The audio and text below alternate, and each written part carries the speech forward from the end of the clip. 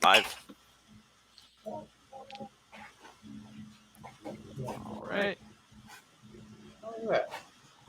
Good evening, ladies and gentlemen, ladies and gentlethems. My name is Gregory Crafts, and I am your dungeon master this evening. I am so excited to be here. Oh, wow. Hold on, I'm getting some echo. Don't broadcast to your phone while it's sitting right next to you, guys. That's a streamer pro tip right there, just for you. Anyhow, like I said, my name is Gregory Crafts, and I'm your dungeon master this evening. Tonight, I am joined by the Brute Squad as we continue our great adventures in the Shackled City. I will give you a very brief recap in just a moment. But first, I just wanted to let you know this stream is with Mastermind Adventures, and what we are as a business is we are game masters for hire. You always wanted to try Dungeons and Dragons, love to play, hate to be the permanent DM, want somebody else to do all the prep work for you and run the game so you can just enjoy and be the hero. That's where Mastermind Adventures comes in.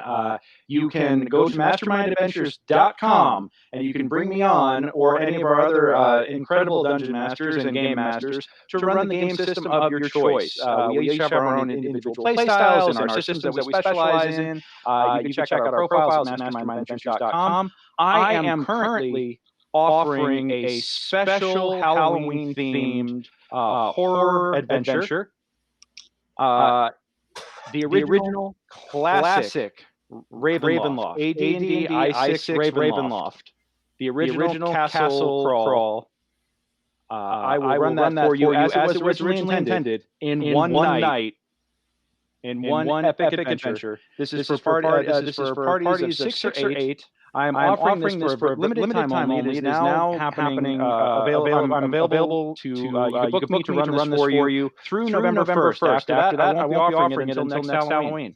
So please go to mastermindadventures.com. Check out my profile, and if you really want to have an awesome Halloween time, I recommend booking me for Strahd Must Die Tonight, the original Ravenloft I6 run as originally intended in one epic game session. And with that, allow me to provide a brief recap of where we left off from last week. In the Shackled City, the city of Cauldron, a city inside of a volcano. We can go back to the intro, Matt. In a city built inside of a long-dormant volcano is the city of Cauldron. A city that is normally very peaceful, very pleasant place to live. Citizens have been there for hundreds of years. But recent and peace has reigned, even if it could be a tense one. However, recently, a rash of strange kidnappings and disappearances have had citizens on edge. Most recently, though, in this latest series of disappearances have been the kidnapping of 4 children from the Lantern Street Orphanage. This crime, so shocking in its nature, has actually caused an outroar amongst the citizenry. So much so that some of the local churches, specifically the Church of Helm, acting High Priestess Jenny of the Church of Helm, has pledged publicly to investigate this crime. And to that, she has assigned her newest member of her team, Sir Feldrican, a Dragonborn Paladin. She has tasked him with investigating this crime and this series of crimes and hopefully rescuing the disappeared. Sir Feldrican, early in his investigation, had an encounter with the Last Laugh Thieves Guild, a relatively new power within the city, in the underground underbelly, the seedy underbelly of the city. They decided to deliver him a message of sorts that the children, and as a matter of fact, all of the disappeared, were no longer anyone else's concern. They did this with fist and foot, to which he took much umbrage.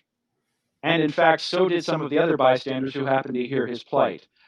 Coming to his rescue was quite a motley crew of about a half a dozen other individuals, all of an adventuring bent. And they managed to drive off most of the brigands assaulting him. One of them was given the dwarven hamstring treatment, however, and was prevented from leaving. Dwarven hamstring treatment, of course, involves a great axe, and he was set off in 2 parts, him and his foot, later on, and turned over to the guards after a brief interrogation, in which case they found out that these were no common members of the Last Laugh Guild, but instead they were actually town guardsmen hired to work off the books, as it were, for extra pay, simply because they needed the money, and no one was supposed to get killed, so they had no problem with curb stomping a hero. He was this captured brigand, was turned over to the guard, and the newly assembled, newly gathered party went to the Church of Helm to speak with High Priestess Jenya about the latest developments. In which case, she actually took the time to consult an ancient holy artifact of her order, the Star of Justice, and prayed for divine insight as to what was happening with the children, and was instead being given a direct answer, presented with a very strange riddle. That riddle, I should have had this pulled up before. That riddle read, "The locks are key to finding them. Look beyond the curtain, below the cauldron. Beware the doors with teeth. Descend into the malachite hold, where precious life is bought with gold. Half a dwarf finds them, but not for long." With this mysterious answer, High Priestess Jenya decided to commission not just Sir Feldrican, but this entire group, and task them with recovering the kidnapped children and the other missing citizens of Cauldron. She offered them a reward of 2,500 gold pieces for their safe returns. They readily accepted. And with a small lead that they had gotten from their thieving friend, their thuggish friend, they decided to go off and investigate and start searching for leads that night at the Slippery Eel Tavern, where the guardsmen were allegedly hired by a member of the Last Laugh named Jill to deliver that forceful message. And that is where we left off. So with that, I would like to introduce you to tonight's Brute Squad.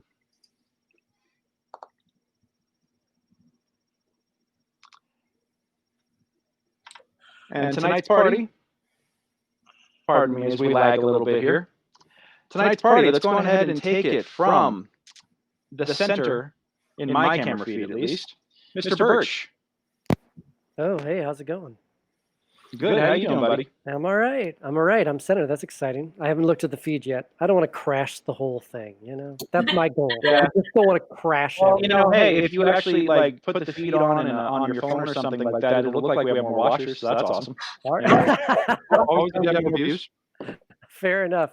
Cheat the system. That's what I know. Absolutely. Oh, I'm playing Birch. Is that what you wanted? I'm a druid. Yes, and what is your name? Who are you playing? And, yeah. And what race class?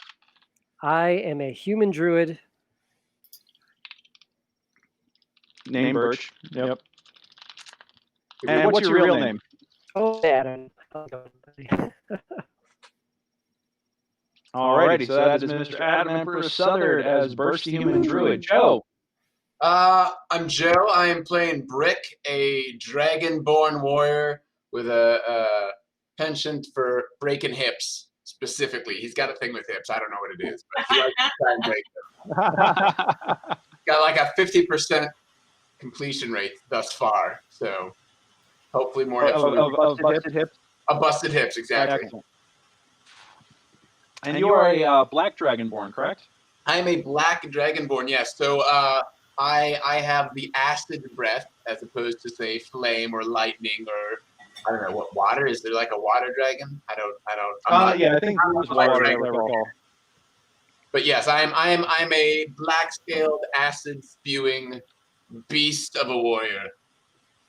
I love it. I love it. So glad to have you tonight, sir. Thank you so much. Vic. Hello. I'm Victoria, and I play Katha, a dwarf fighter who really likes the great axe. And yeah. and also is very tired in real life and may have to disappear off screen from time to time to do burpees to stay awake. Well, we appreciate you being here tonight, exhaustion and all. Thank you so much for that. Mr. Matt. Apologies to all feed watchers. Hello, I'm Matt. I am playing a half-elf cleric nicknamed Grey Soul, with a penchant for running in and distracting enemies with his face while other people who can fight do fight. And I have a habit of answering or responding to questions nobody asked. Well, somebody asked him. Well, you can't hear it. I hear That it. is true. I know what's going on. All right. Oh, that creeps me out just a little bit. Paul.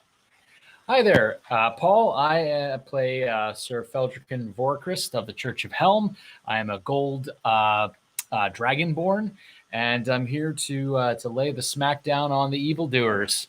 I am the thing that gives the bad guys nightmares. At least hope to be someday when I'm not getting my ass kicked in an alley by 3 town guardsmen. Yeah, It happens, though. Who hasn't gotten their ass kicked in a back alley by 3 town guardsmen as a level 1 adventurer? I mean, as a level 1 adventurer, a common house cat can kill you. So, I mean, it happens. It's And I've all got a house- up from here, hopefully. Yeah, and I've got a house cat around here that would love to do some killing. And last but certainly not least, Lauren. Hello, I'm Lauren. I play Tara Ferrith, a Moon Elf Bard. And I motion that we call this chapter a bard, a fighter, a druid, a paladin, a noble, a warrior, and a cleric walk into a bar. I dig it. I do have to say that unfortunately our nobleman is not going to be joining us here tonight. Nate, who plays Lorenzo, our human rogue, unfortunately has to deal with some family stuff this evening. I'm not at liberty to exactly say what, but he is taking care of, he's helping his wife with the kids tonight, and will not be joining us. But I do know for a fact that he told me he'd be watching tonight, so he might hop in the chat room at one point and say hey, or throw in a quip from somewhere. Yay!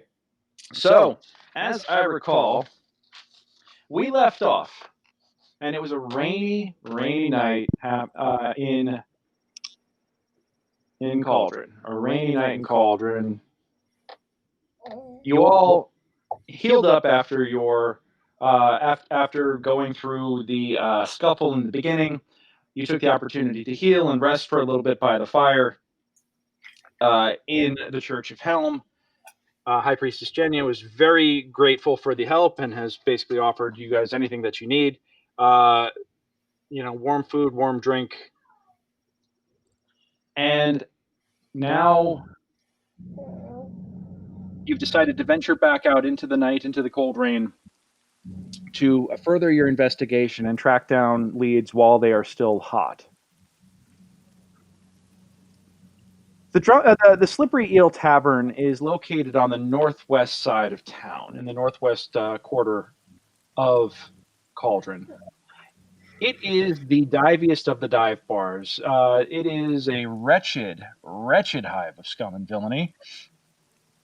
And, as you approach, you can see a half-orc bouncer out front standing at the door. And you hear a scuffle come from within, and he kind of sighs and opens the door as a body comes flying out and lands and rolls into the gutter, unconscious. And then he sighs and closes the door again. He looks at you, approaching, and kind of gives like a, Doors get expensive.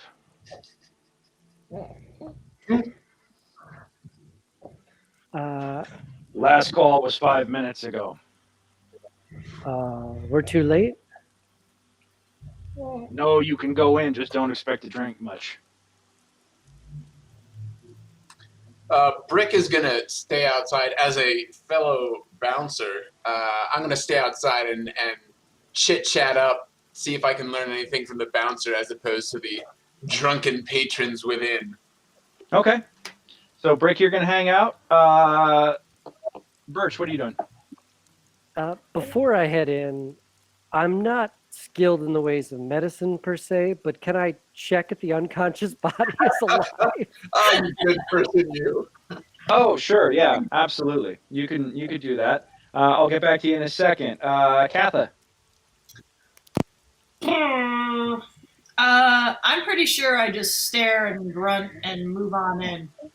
Okay. Yeah. Graysoul. I am definitely going to follow my beefier squad mates inside, eagerly awaiting something crazy to happen. Excellent. Fel. That felt like a dig. As a reminder, though gold dragonborn kind of stick out like a sore thumb, I have taken off my my Church of Helm tabard and are trying to look like a not like a paladin. I'm going to wait for them to step in for a moment or two, just in case people notice my my entering, so that they can notice what people noticing me. But I'm going to go in as well. Gotcha. Okay, so you're going to wait a beat to go in. Yeah, you do kind of stick out because, as I've established, there are only 2 Dragonborn in Cauldron, and they're both with this party. And yeah, you don't want to go looking in like the Helmish Inquisition, of course. So yeah. And Tara. I'm also going to go into the bar. Do I have a way of like reading the room, as it were? Sure. I'll let everybody make a round of perception checks, if you guys would like. Sure. Hold on, I have to wait for my character sheet to load. I'll hold Oh, on. gotcha. I'm still outside. Why are you being a jerk? Here we are.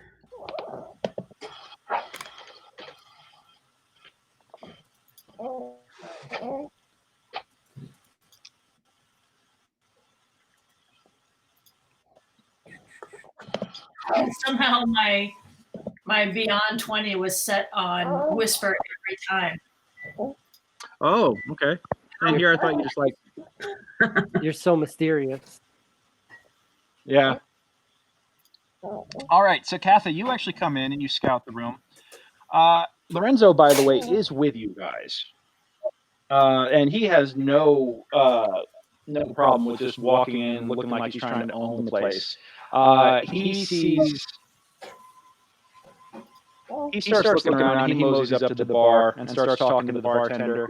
The bartender is a bigger gentleman, big honking red beard, bald on top, big shoulders, big arms, big gut with a nasty apron over it. He's actually taking the dirty end of the apron and scrubbing out a cup right now, and slams it on the table. And Lorenzo goes up and they start chatting. Now, as for everything else going on in the room, the room kind of, quiets down just a little bit as a group of people walk in, and they kind of like give you all a once over. You could tell that folks here are very familiar with each other. Like this scum and villainy, they all know each other. So any sort of newcomer kind of sticks out. Lorenzo does not seem bothered by this, though. He carries on. You see a table of 3 humans sitting and playing a dice game with beers in steins next to them. There is a gnome off in the corner, sitting, kind of muttering to himself and scribbling, like looking at one page in a journal, thinking, scribbling in another, absentmindedly pounding his drink, putting it down, and scribbling some more, and just like you can actually see him like muttering to himself as he's going. And there is an open stage on the far wall, if you could call it a stage. It's basically like a couple of crates up there, that somebody could essentially walk onto if they want. You could also see a dagger sticking out of the wall at about head height, just off to the side of the center stage. Oh no! Yeah. Everybody's a critic. Nothing you see when the holy glowing dragon person walks into the bar. Totally normal night. Yep. That's from the Twitch chat. Thank you so much. Well, and there's also, just like I said, an assortment of these are big, rough and tumble humanoids. You see a lot of humans. You see a lot of half orc. You do see a couple of senior-looking dwarves. You got the gnome in the corner. This is not a place for the dainty. You can see that a lot of these guys are probably fishermen that work on the lake in the center of the cauldron. And this is very, very low-class, blue-collar kind of establishment. The beer looks like piss and tastes like piss and smells like piss, but they say it's beer. Yeah. And I will give everybody who has gone in so far a moment to pick what they would like to do, and then I'll have Fel come in. Okay. I'm going to go ahead and get up on the stage and put out the hat. Okay. Does it work? Would you like a performance check? Yes, I would. What do you play? Like what instrument? I play a lute. The classic. And then sing. Damn it, not as good as the last time I've done this. Yeah. You get I'm having an off night. you hear a couple of wolf whistles from the room as you jump up on the stage, and you got to show your tits. You know. That's okay. I would like to take up a stand at the foot of the stage in solidarity and basically glare at the room to make sure no more knives get thrown. All right. So yeah, you get up there, and for by and large, the room is basically just like, you either get a catcalled a little bit, but you mostly get ignored. Yeah. All right. So Tara and Kathy get set up over there. I'm going to walk up behind Feldrican, put a reassuring hand on his shoulder, and say, "I'll follow your lead here, my friend. I'm sure if anyone's going to be able to scare some information out of these folks, it's going to be you. And I will use my guidance cantrip to give him a D4 on his next ability check of his choice." Oh, that's sweet. Okay. So you There will be you go. making your grand entrance with him. Perfect. All right. Brick, you said you're staying outside to talk with the bar. Lorenzo is up. What's that? Oh, no. Birch is checking on the dead guy. Brick is talking to the half-orc bouncer. And Lorenzo's already at the bar. He's chatting up the guy. You see him reaching into his coin purse and, sliding a couple of coins across the table. They seem to be in an intense discussion. Yeah. And it's they're into it. So at this point, Fel and Gray Soul, you guys can make your entrance. Everybody stops and looks and sees, the gold dragonborn walk in, and kind of like, you don't get many of them around these parts kind of reaction. You hear the record scratch, you hear the gun cock, it's like the, yeah, everybody kind of stops and looks. And I bellow to the room. Any of you that still have the ability to stand and drink, your next round's on me. Ah! Yep. Huzzah! Huzzah! Hey, he ain't bad. All right, so The bartender's that- at the time clock trying to check out, like, Yeah, man. the bartender was like ready to punch out, and Exactly. the wait staff's ready to punch out, and they're just like, like the card is like right there. They're waiting for 2 a.m. and it's just like, God damn it. So, yeah, they will. He snaps and somebody starts wearily like going into the barrel of ale and filling up more tankards and stacking them out, and everybody's like, hey, thank you. And outside, Birch, you find the body of the discarded persons laying out there in the human? Yeah, human, very drunk. It looks like he's going to have a gnarly black eye and a hell of a headache in the morning. Okay. But Yeah. I reach out to his neck, like there's a pulse. There's a pulse. He's, he looks like he pissed somebody off and got decked. I'm going to, while I'm kneeling down next to him, turn to the bodyguard or the bouncer. Do you know him? Mhm. Is he cool? You don't know him? Want to see something neat?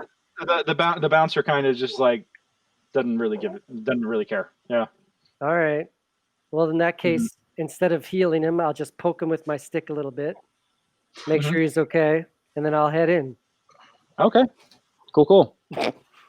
Brick hanging out outside. You important. You're just like, screw him. He can stay in the gutter.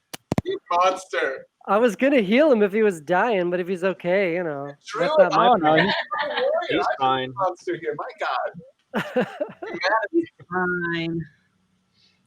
I'm more. He's sobering up. You know, he'll be fine in the morning, with aside from a hell of a headache. You know, provided he doesn't drown in the rain. You know. I'm more curious than nice. All right. Well, that's good for Brick to know. Yeah, that's the druidic way, I suppose. You know. All right. And the half orc bouncer outside, Brick, kind of eyes you suspiciously and goes, "In or out?" I'm waiting out here. I extend my hand. I'm Brick. Just got into town about a week ago. I'm working down at the Drunken Morkoth Inn. How long you been bouncing for? They don't pay me to talk to people. All right. What do I got in my? Please hold while I check if I have any money on me. I do, in fact. Greg, give me how much is a gold coin worth here? Is throwing him a gold coin like way too much just to get some? That's a shit ton of money. Yeah. Let's assume that I don't just have 10 gold pieces and I got some smaller change there. Okay. Actually, you know what? Screw it. Whatever. I throw him a gold coin. I'm like, bing! Flips to the air. It's like super cool. He's like, shka! And he grabs it. Yeah. Go ahead, bite it. It's real. I'm not trying to fake you out here. I just wanna get some information. Like I said, I'm new to town. You know anything about these kidnappings? All these folks disappearing? Had a couple guys at my bar talking about it. I guess they just had some kids kidnapped or something. I know that nobody cares until the kids got kidnapped. Now suddenly everybody wants to investigate this. Did you care before the kids got kidnapped? I don't want to get grabbed. Fair enough. We speaking of grab, one of the guys I had to toss out the other night was talking about guys in like face paint, like a gang or something in the city. Like I assumed he was drunk, but he was like very serious about it. He was like, "No, they're real gang." And I'm like, Are they bothering you guys? Have they come around your tavern at all? Or What'd you say your name was again? I'm Brick. I work down at the drunken mop something thing. Drunken Morkoth. Warkout, there we go. Yeah, I mean it's names all sound the same. I've only been in town for like a week, so I just needed to grab some work. Is that a good tavern to work at? Is that what are the quality places in town? You seem like a guy who's in the know. You probably worked a couple places. Give me another persuasion check. Damn it! I mean, I'm good at persuasion, so this is good. Let's see if this works. Did that actually roll? Let's see if it actually. I thought a gold piece was a persuasion check. Right? I mean, I'll give it to you with advantage. How about that? Let me give it to you with advantage. It bought you quite a longer conversation than he was giving up in the beginning. Fair enough.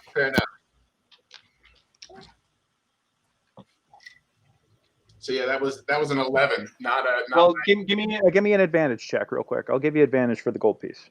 How do I do that? Just roll another d20. Just roll another check, and I'll take the higher of the two. Oh, okay. It's such a generous dungeon master. I don't want my players fail too badly until it's like dramatically appropriate. Oh, he says right before he rolls an 8. Okay. Money. All right. So for an 11 plus the money, he kind of is like, look, are you here to talk all night or are you here to drink? I mean, I can drink back in my own tavern. I was hoping for some talk, but if need be, I can go drink. And there are people inside that probably know more than me. Fair enough. Yeah. Then I will. I'll take one glance over at the guy in the gutter and then mercy on him.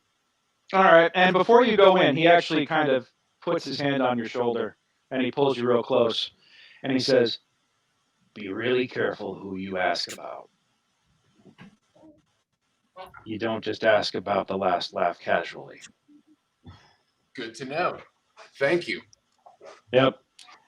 And as you go in, by the way, you do notice a sailor, a human sailor, a guy. You can tell he's a sailor because he's got the tattoos on the forearms. Standing off to the side, kind of smoking a cigarette, and he's got a cigar actually. He's got a cigar and a glass of whiskey, and he's just kind of standing off to the side, watching everything with kind of like a bemused smirk. All right. Well, And he's just out. He's out having his smoke and enjoying the rain. You know, like he's standing underneath the awning, but he's kind of just hanging out there. all right. Well, I may go talk to him. Well, people do stuff inside then before I head in. Okay. Cool. All right. Let's go on ahead and go back in. So, Fel, you walk in. They finish. You make your proclamation. They finish pouring beers out for everybody.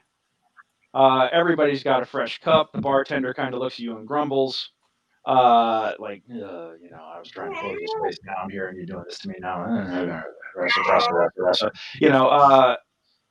And it seems like Tara, you're trying to get your show going. Everybody's distracted by the bar, so I'll give you another minute if you want to make another check after everybody's had a chance to get in one more cup.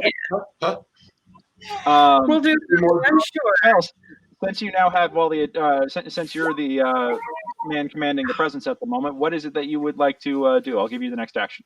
Gotcha. So I want to check around the room, see if I see anybody who seems to have any two things. If anybody seems to have any remnants of face paint, etc. Anybody or looks like town guard. And two would be if there looks to be anybody who seems kind of like somebody worth talking to. Not. Okay, cool. Give me a perception check. Okay, let's see here.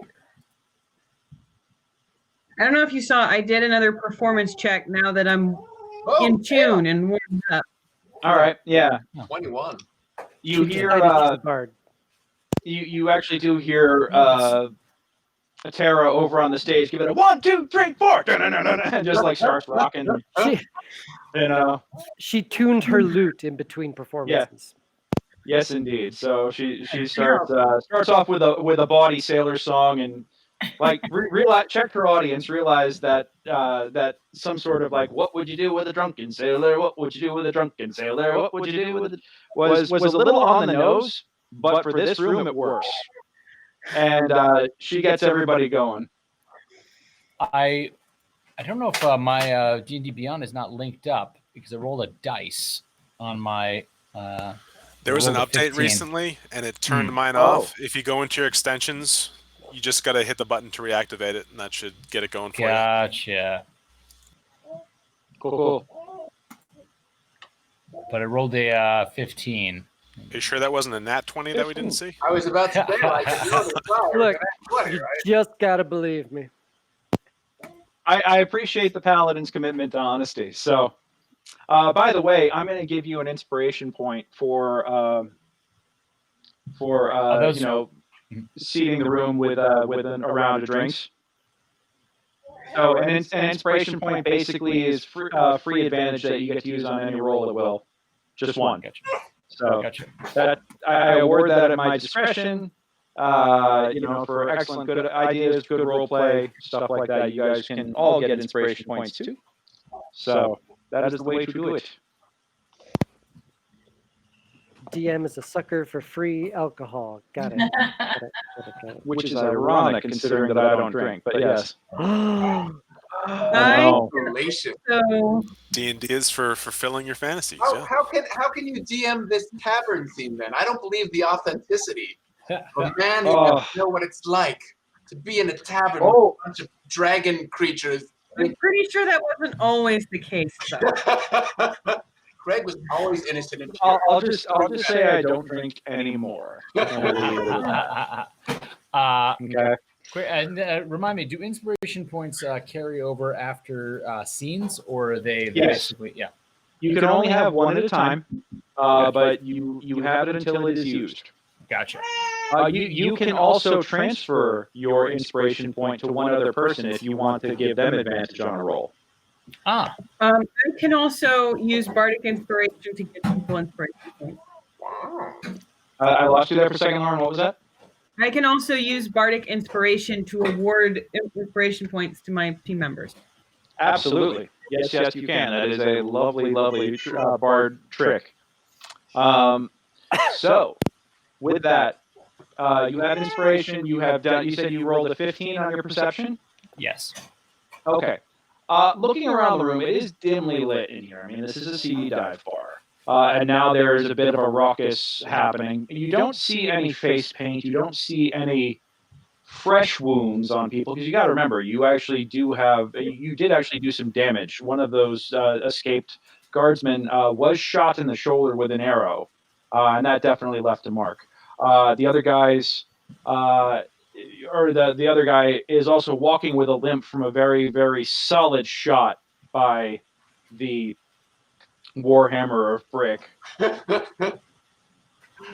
You don't see anybody walking with any limps. You don't see any bandages. You don't see any face paint remnants anywhere or anything like that. The gnome is off in the corner. He's just like scribbling away. Hasn't really taken notice. The fresh drink is put down in front of him. He hasn't even touched it yet. He is lost in his own world. Looking around, Lorenzo has disappeared. And so have three of the guys that were sitting at the table playing a dice game.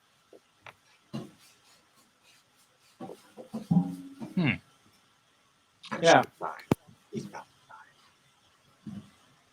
I think I'm going to go and talk to the sit down with this man scribbling down in his book. Okay. You're going to sit down? Yeah. I've got my tankard, sit down at the table, and I sitting down across from him. Cheers, friend. Will you take a sip with me? I bought a round of drinks. Hello. Pardon me. I apologize. I did not expect anyone here to. Okay. Well. So you. Oh, there's a new. You bought this for me? I did. Do you enjoy ale? Yes, I do. Oh, well, thank you. I appreciate that. My name is Jellian. Jellian. And who? Yes. And who might you be? My name is Feldricken. I'm new to the city, and I'm trying to acquaint myself with the different areas and the different peoples. Do you come here often? Can you tell me about this tavern? Oh, I just come here when I need to get my head together. I'm a dream analyst. I analyze dreams, and it's fascinating. Actually, I shouldn't say I come here. I normally drink at one of the other more reputable establishments, but I was having an interview with someone this evening, and it was quite fascinating. And I suppose that it has been a long time. How long? What time is it? Oh, just a few moments past last call, so that should be about 2 o'clock. Oh, 2 bells past the midnight. I've been here since supper. Whoops. I get so lost in my thought. Yes, I like I said, I've been quite busy as of late, analyzing dreams. It seems like there have been more and more folks around here having strange dreams and nightmares, and it's been fascinating to interpret all of this. Has there been a common theme through them? No, that's the amazing thing is that there really hasn't been. Wait, I'm sorry. Who did you say you were again? Are you here to steal my research? Are you here to steal my? I'm going to write an award-winning paper on all this. That will be in a major psychological publication. You do realize that this is my research here, and that I've been the one doing the hard work. You can't steal this from me, sir. No, I like supporting those who are in the various different arts. I'm someone who appreciates the different crafts of individuals. I myself would never pretend to be able to delve into this very clearly delicate and elaborate work that you do, but I enjoy interesting people, and you, sir, clearly are interesting. Well, thank you. I appreciate that. And your friend, Graysol, what are you doing?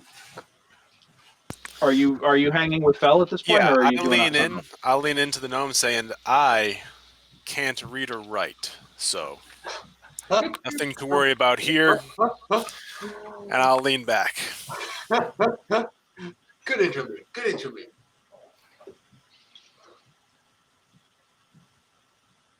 How does a cleric not know how to read or write? Don't you need to read like? Don't blow up the spot. Are you actually lying about that, Matt, or are you? Yeah, I'm being facetious with the gnome. Facetious. Got it. All right. Big word. He, although I'll tell you this, Big word for someone who doesn't read. Pardon me. I said Jellin. The name I've written down was Jellin. Pardon me. But Jellin looks at you for a moment, and he looks at you closely and tell me about your dreams. You, sir, tell me about your dreams. Me? Yes, you. He kind of gives you a really kind of long sly look. He's like, or a long curious look. He's kind of like, you have a haunted look about you, sir. Well, Yes, you. I mean, what's in a dream anyway? All kinds of things. Guess you. They could say that dreams are important to souls. Guess you could say they've been less cordial of late. A lot of kind of, I don't know, darkness and flashes of images I can't really quite remember. To be honest, I'm pretty glad after I wake that they fade away. May I? He indicates that he'd like to take some notes. And opens up a blank sheet on his notebook. And he's like, you say you don't remember them, but they are dark. Fascinating. The fragments that I remember, yeah, it's rather dark, I would say, yes. We should meet. What did you say your name was, sir? Most people call me Graysol. Graysol. Ah, a portentous name indeed. Shh, I'm talking to this guy. Jeez. I'm sorry, what was that? I'm sorry, what was that? That's what I'm asking you. I thought. Did you ask me another question? I always got this chirping in my. Yeah, Graysol. Graysol is good. Well, we must, Mr. Graysol. I believe that you and I must take some time to discuss your inner thoughts and dreams at some point. How is next week sometime? We should get together and. If you have any sort of dreams, when you first wake, I must implore you, when you first wake, always have a piece of parchment and a quill by your side, for even in dreams that we cannot remember. Yes, indeed. Oh, that's right, because you said you can't write and read. Well, draw pictures. I'll make an exception for your research. Why not? I'll learn how to read and write for you. Only in the morning. I see what is going on here. Very good. Are you just toying with me then, sir? I'm just enjoying the atmosphere. Right. Yeah. Well, I was going to say that if you had any sort of interesting dreams, to remember to write them down and bring them to me when we speak, for I might be able to interpolate them. But if you are just merely toying with me and not taking my research and my efforts seriously, then I believe we have nothing more to discuss here. Good evening. He slams the book shut, stands up, gentleman, and hops off his chair and heads for the door. All right. He didn't tell me where to find him. How much of this am I getting? Like, do I just see action? Do I You're hear just seeing them off in the back corner, but in the meantime, Tara's kind of got the place going. There was a guy who tried to jump up and dance, he tried to jump up on stage and do a jig as she's doing another chorus of Drunken Sailor. And you take exception to that. Give me an athletics check. Oh man. Okay. Please stop whispering now. Big money, no whammy.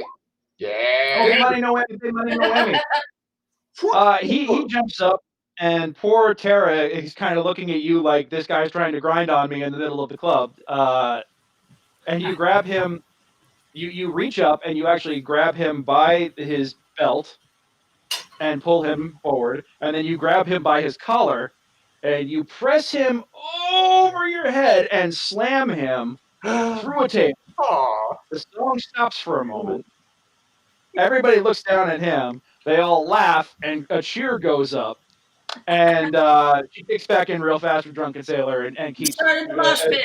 Okay. And yeah, now it's becoming a bit of a mosh pit. It is getting a little unruly up in here.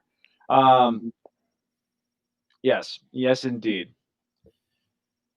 All right.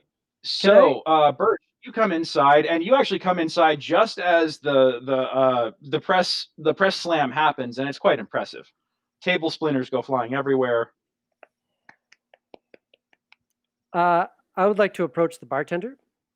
Bartender is still filling up. He's still behind the bar, like putting drinks out. And he's like, "Hey, Goldie." Who's Goldie? Goldie, a waitress or something? That dragon. Oh, oh, he's being derogatory. gotcha. No, he's Goldie. I don't know his name. Look, I don't either. I just came here with him. I'm going to set down 1 gold on the bar. I'm going to slide it to him. I'm going to say, that's for the table. You would. Oh, so you're with her? I know her. Are you with her, or are you with her? I barely know her.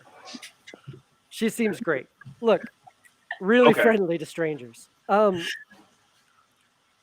I find the best place to ask questions is a bar, but everyone here seems a little drunk. So could I ask you a question? Just one random question. All right. Sure. All right. Let's say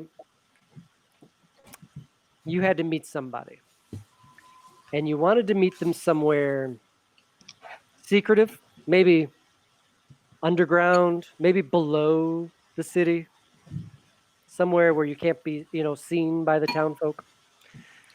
Does this town have like sewers? Does it have tunnels? Is there caves? Is there somewhere to go deep below? Listen, buddy, you came in here, you set a gold down on here saying that you're with the people that jumped up on the stage. You also say that you're with the Goldie over there. This reeks of not subtlety. I am not trying to be subtle with you. This group is not subtle. Nothing about us is subtle. Yeah, that much is obvious. So, he slides the gold piece back and he says, "I don't know what you're here for. I don't want to know what you're here for. I just sling drinks. And let me tell you one thing. If too many people see you flashing around money like that, you're going to have a whole world of trouble. Doesn't matter where you go." I kind of look over my shoulders. Anyone looking at me? Not right at the moment. They're all kind of rocking out. And you do actually watch a gnome kind of storm out through the front door as he goes, leaving Gray Soul and Feldricken kind of sitting at the table like, what the hell? I am going to say, fine, your loss, grab the gold coin, hit my stick down, and druid craft a gust of wind to make my cloak kind of flutter behind me as I turn around and walk away from the bar. Okay. Because I am not subtle. Because we are not subtle. Yeah, not subtle. Because you got to be fucking extra. Yeah. I love it. All right. Cool. Let us go back outside to Brick. So I see this guy with the tattoos on his arm, so I sort of veer from going in and sort of he's smoking, right? You said. Mm-hmm. He's having a cigar. Yeah. So I I mosey on over and I'm like, you got an extra cigar, I can pay for it. I'm not really interested in going inside. It's a little too loud for me. It's my last one. I'm trying to quit. The The wife doesn't like it. Hmm? The wife doesn't like it, but don't tell her I'm having one tonight. All right. You just can't have good whiskey without a good cigar. It's just a thing, you know. Fair enough. You work down at the docks? I'm assuming. Yeah, me and half the meatheads in there. How could you tell? I work down at another tavern in the town. The drunken. The drunken Warpath. Yeah. I know you. I've heard about you. You not too many of you dragon folk walking around here in Cauldron. It's kind of word gets around. Yeah, I been here a week. I already ran into another one. That gold one who just walked into the bar. I'm curious. Some of the guys down at my bar, some of the sailors there were telling some what I have to assume were tall tales about some. There are no sailors at the Morkoth. Tell me what's going on. Some they're just talking these tales about a big tentacled creature in like the lake. Which I mean, I laughed at them because I don't know how you get any creatures in the middle of a volcano. I assume it's. Oh, Bessie. No. Bessie exists. I've seen her. Bessie? I've seen her. He kind of has a wise ass smile on his face. If you want, I'll let you do a insight. He's pulling my leg, and that's a heavy leg to pull. See how good he is at pulling a black dragon's leg. Yeah. Oh no, Bessie! I've seen her. She's huge. Got these big tentacles and everything. Comes up, wrapped herself around the ship once, scared the living bejesus out of us. So and he's got a big wry smile on his face. He's enjoying his sailor's story, you know. Yeah. So but there are like creatures in the lake, right? Like I don't get that. Like this is a dead volcano. How did like water like get into an isolated? How did you even get the lake in the first place? Oh my Is it like an underground like lake or something? He kind of thinks about it for a second, and he goes, I never really thought about that before. It's well stuffed. It's not artificial. Not artificial. But it's salty. Now that could be the volcanic rock. Oh, that would be filtered, wouldn't it? He's like, you ask really smart questions. I haven't actually thought about that. Why do we have a lake in the middle of a dead volcano? I'll never know. Huh? Well, when I do know that I'm just paid to sail on it, man. I'm not paid to ask questions. Fair enough. Yeah, no, I mean, when you're a bouncer, you don't got to do much to do with your time unless there's issues. So you take your time bouncing down to the drunken Morkoth, and you just think about life's questions, like where did that lake come from, huh? I mean, unless something more exciting happens, is that? Let me tell you again. I'm new to the city. Like, is that like a good bar to be working at? Is there a where do you hang out? Where do the sailors enjoy? Like this place?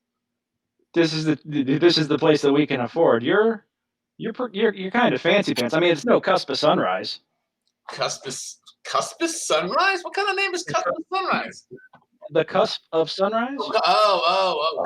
That's a fancy pants membership only club. That all the nobles go to. There's that place and the Morkoth, but the Morkoth is like middle class. There was some young rich kid who came by. Tasker Hill, some Tasker Hill, some kid. I don't know. He was bragging something crazy, just puffing out his chest like a peacock. Who are the Tasker Hills? You know anything about them? Oh, the Tasker Hills. I mean, that's a noble family right there. I mean, they're some of them fancy pants that live up in the fancy parts of town. They good people, or they just like every other upper class, rich, arrogant jerks? They're rich, arrogant jerks. Yeah, aren't they all? Tough news about those kids. That's a shame, right? Well, it takes kids being kidnapped for anybody to notice that people are disappearing out of the underbelly here. Nobody Right. cares about you when you're poor, but save the children. You're right. That's what it takes to get the priests off of their arse and the town guard out. Skellerang's got extra patrols out, but I mean, people keep getting snatched. I mean, what good is a street patrol if you're getting snatched out of your home? Right. Any of the crewmen, the sailormen get snatched? It's tough to keep track. I know that I've had a few friends that have disappeared recently.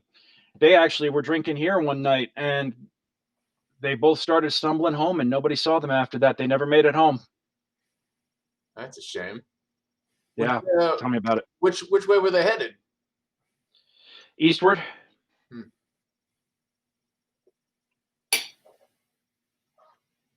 Interesting. Well,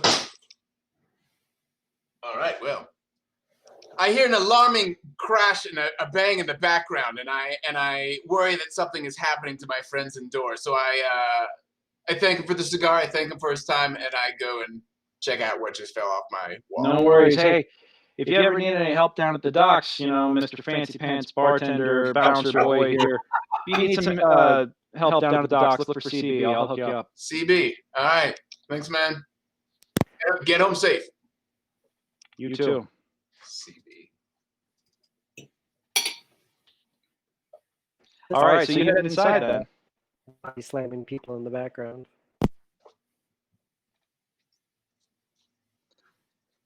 All right, inside. Let's go back to Feldricken and Graysoul. The gnome kind of storms off. You got Fel. You looking around. You see a couple of guys with eyes on you, all kind of raising their tankards. Most people are up rocking out.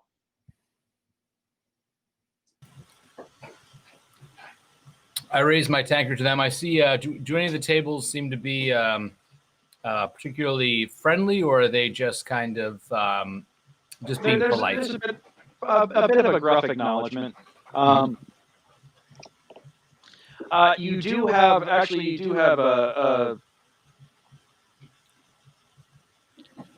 guy come over. He's a bigger dude, big sailor dude. He kind of comes rolling over. He's like, I ain't never met one of you before, but I hear you're tough in a fight. How tough are you? You want to go? I say, how about a little wager? Okay.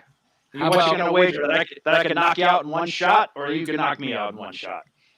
What I'm gonna wager is we do a bit of an arm wrestle. If I win, you answer a question for me.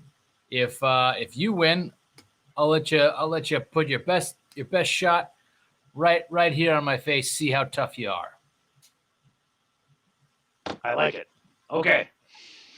And I'm so drunk I probably can't give you any good answers, but we'll try anyway. I like this too. This is good. Come on, critical. All right. Let us then go ahead. And he sits down, puts his elbow down, and he's like, all right, you overgrown lizard, let's do this. Is this just a human making this challenge? Yeah, just a human. But a big one. I mean, he's a sailor. He's got the Popeye arms going on. Let's see a doctor about that. That's not healthy. Yeah. All right. Smells like fried chicken. Don't forget, you've got guidance, and you can add a D4 to an ability check. That's exactly what I was going to be using. I clicked on. Has it updated yet? Let's see here. Let me see if I got to read it. Or have you rolled your? I tried to, but I clicked it, but it has not rolled yet. Some D&D Beyond, whether it's all. Go get a real life die. Right? Do it. Come on. Loading up.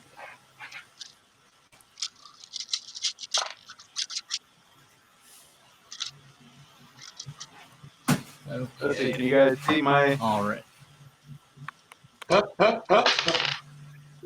Keep at So So you have +3 to strength checks, or would this be an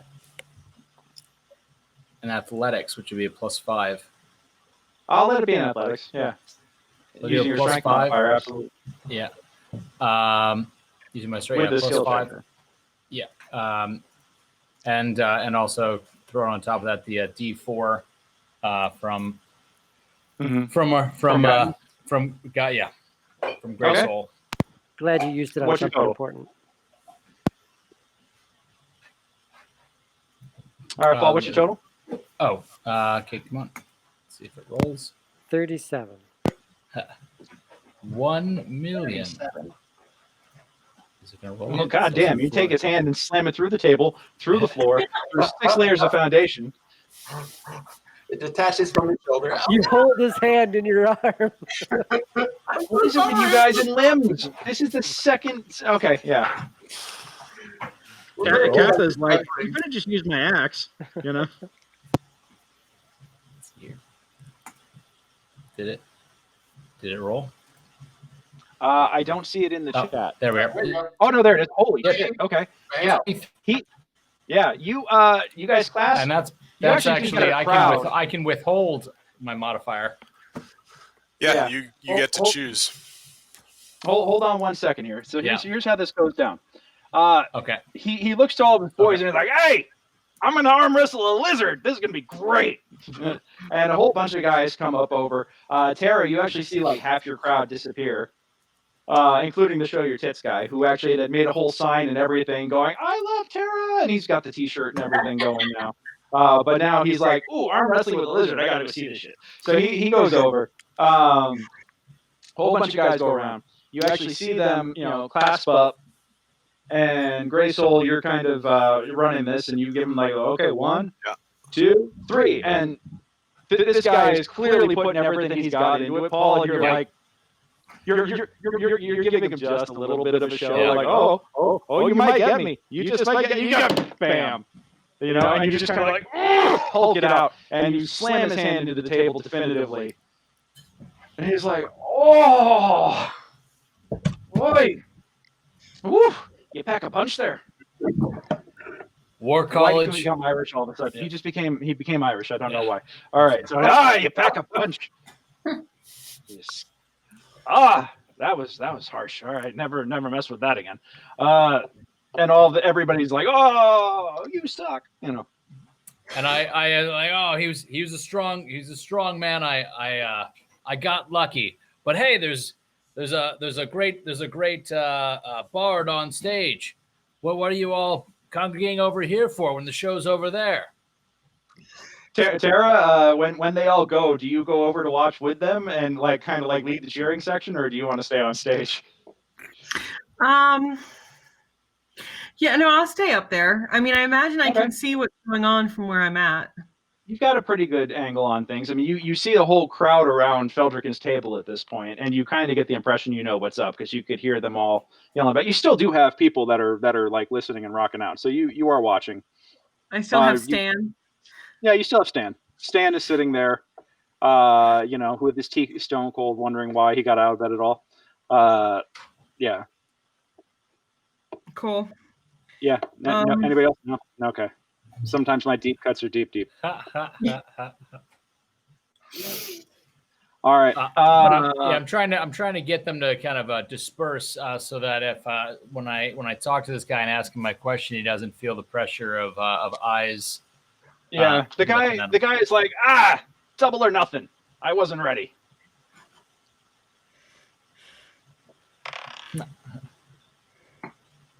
Yeah, he wants to go double or nothing. You want 2 questions. I want 2 punches.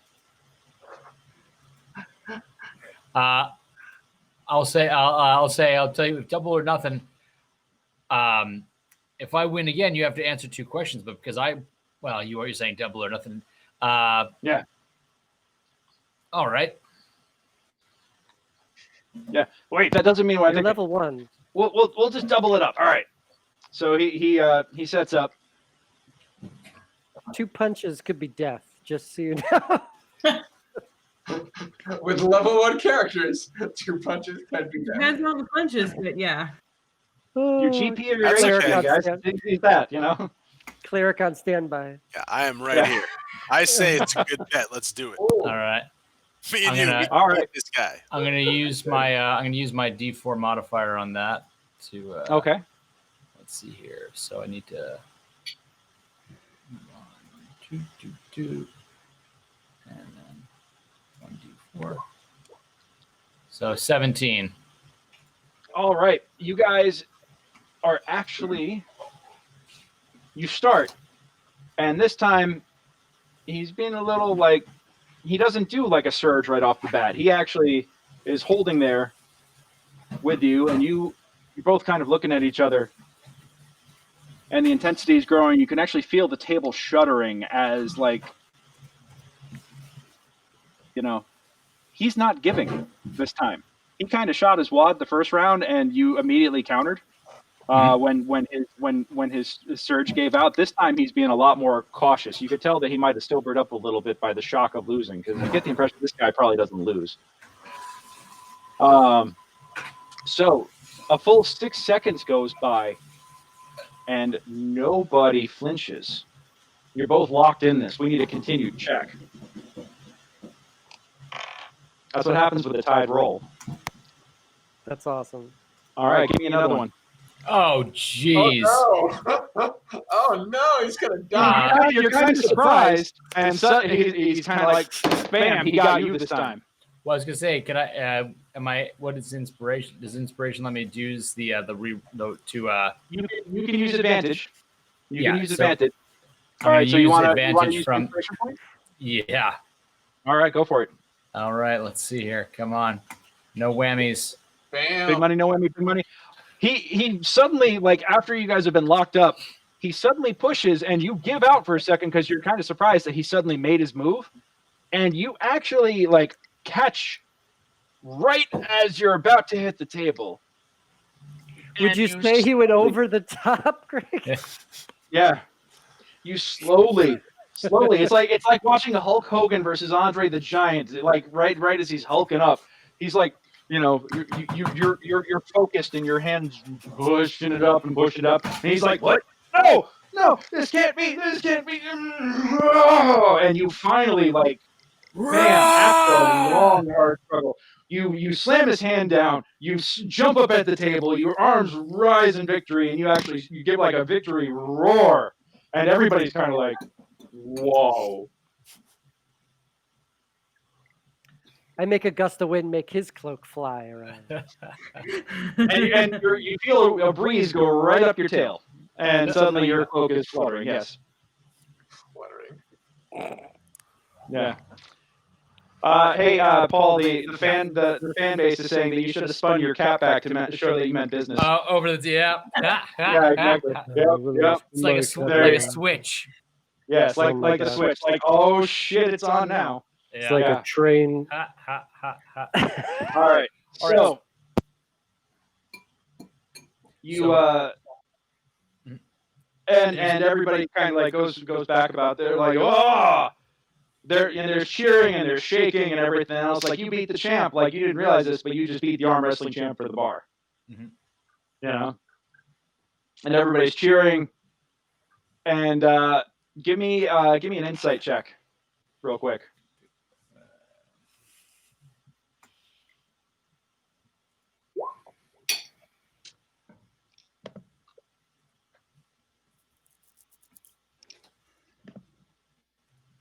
It's an 11.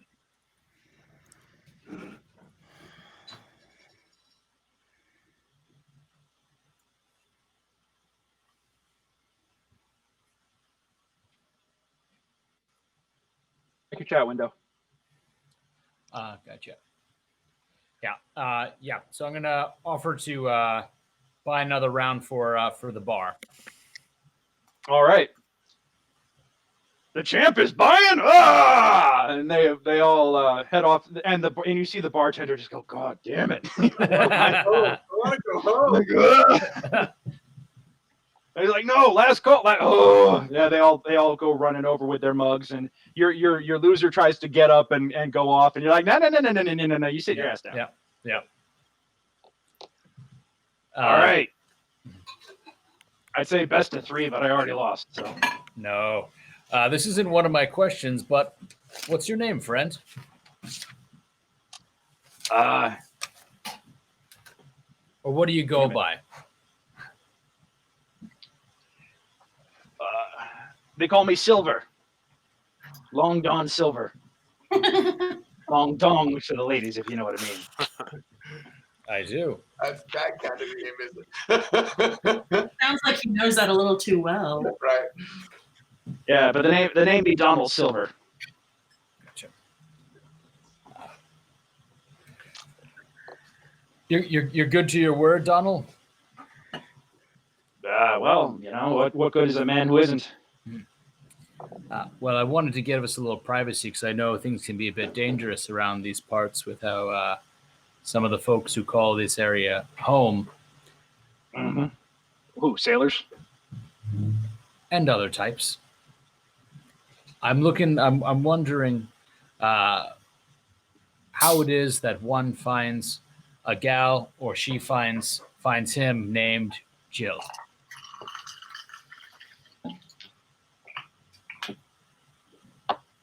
High or low? Hi.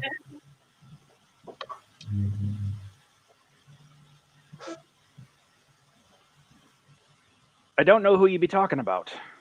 There's lots of gals around here. Is that true? Can you give me like a description? Are you looking to find some companionship for this evening? Because I could tell you that the plucked rose is not far from here. Is that the sort of place where they like face paint? If you know what I mean. Wink, wink. Oh, matey. Number one, you asked me if I knew a Jill. The answer is no. Number two, you asked me if the Plucked Rose is a place that likes face paint. No, they don't. And I've answered my two questions, and I won't talk to you further, sir. Have a good evening. But let me tell you, don't go looking for trouble where there needn't be any. And he gets up and goes off to the bar, nursing his arm.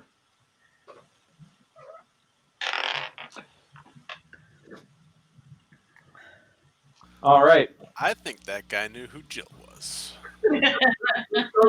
I think so. Give me insight checks on that.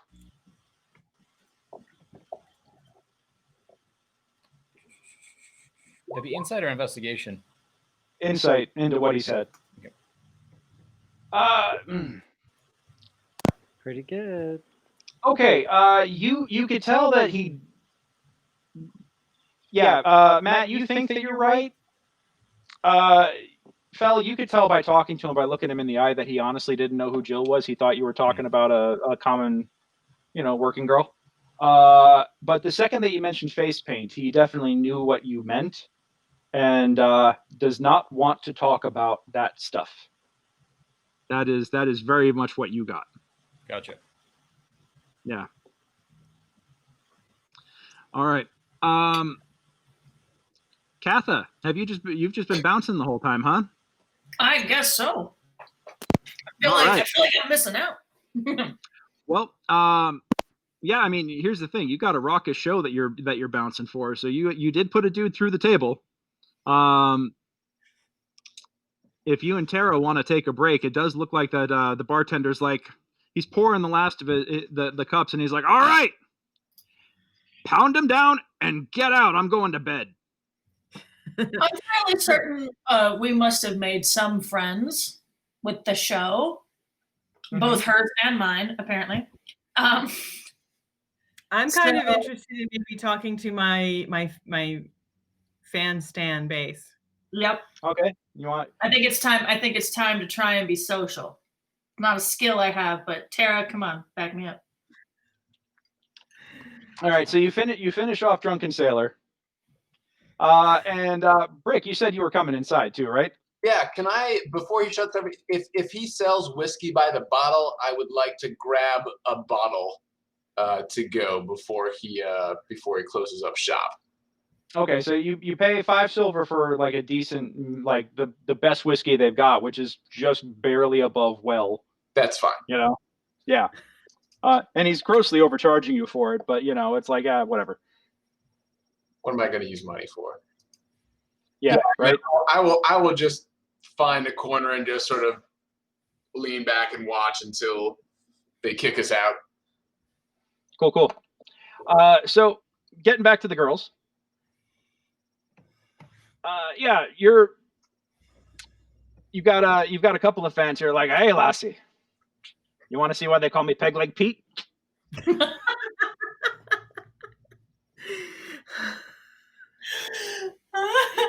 No. I don't know. Really does. Well, which one was he addressing this to? Yes. He's like, it's last call. Correct. Don't send a poor working man home lonely. Back to me wife. I feel like we're in that SNL sketch with the last two people at the bar. Yeah, Right. just a little bit. So what brings you two fair maidens to a shithole like this? I start looking around. I'm like, is there another fair maiden present? Well, we are fairly new in town, and we were, looking for a fun place to drink and meet some interesting people. Oh, well, you found that not here, I'll tell you that. No one interesting comes in here. Surely you must get some interesting characters. Oh, it depends on what you call interesting. I mean, we got Long Dong Silver over there. We got to call me Peg Leg Pete.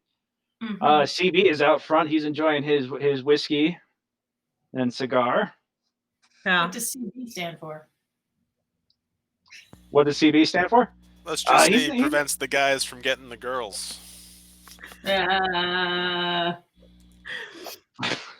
He's not with the Army Engineer Corps. No, he's a sailor through and through. He was with the Royal Navy before he came a fisherman here. See, that is an interesting person. CB is an interesting fellow, but not as interesting as good old Pete. Oh, good. Well, what's your story, Pete? Are you a dock worker like the rest of these scumbags? Scumbags? There are some very fine scumbags among these degenerates here.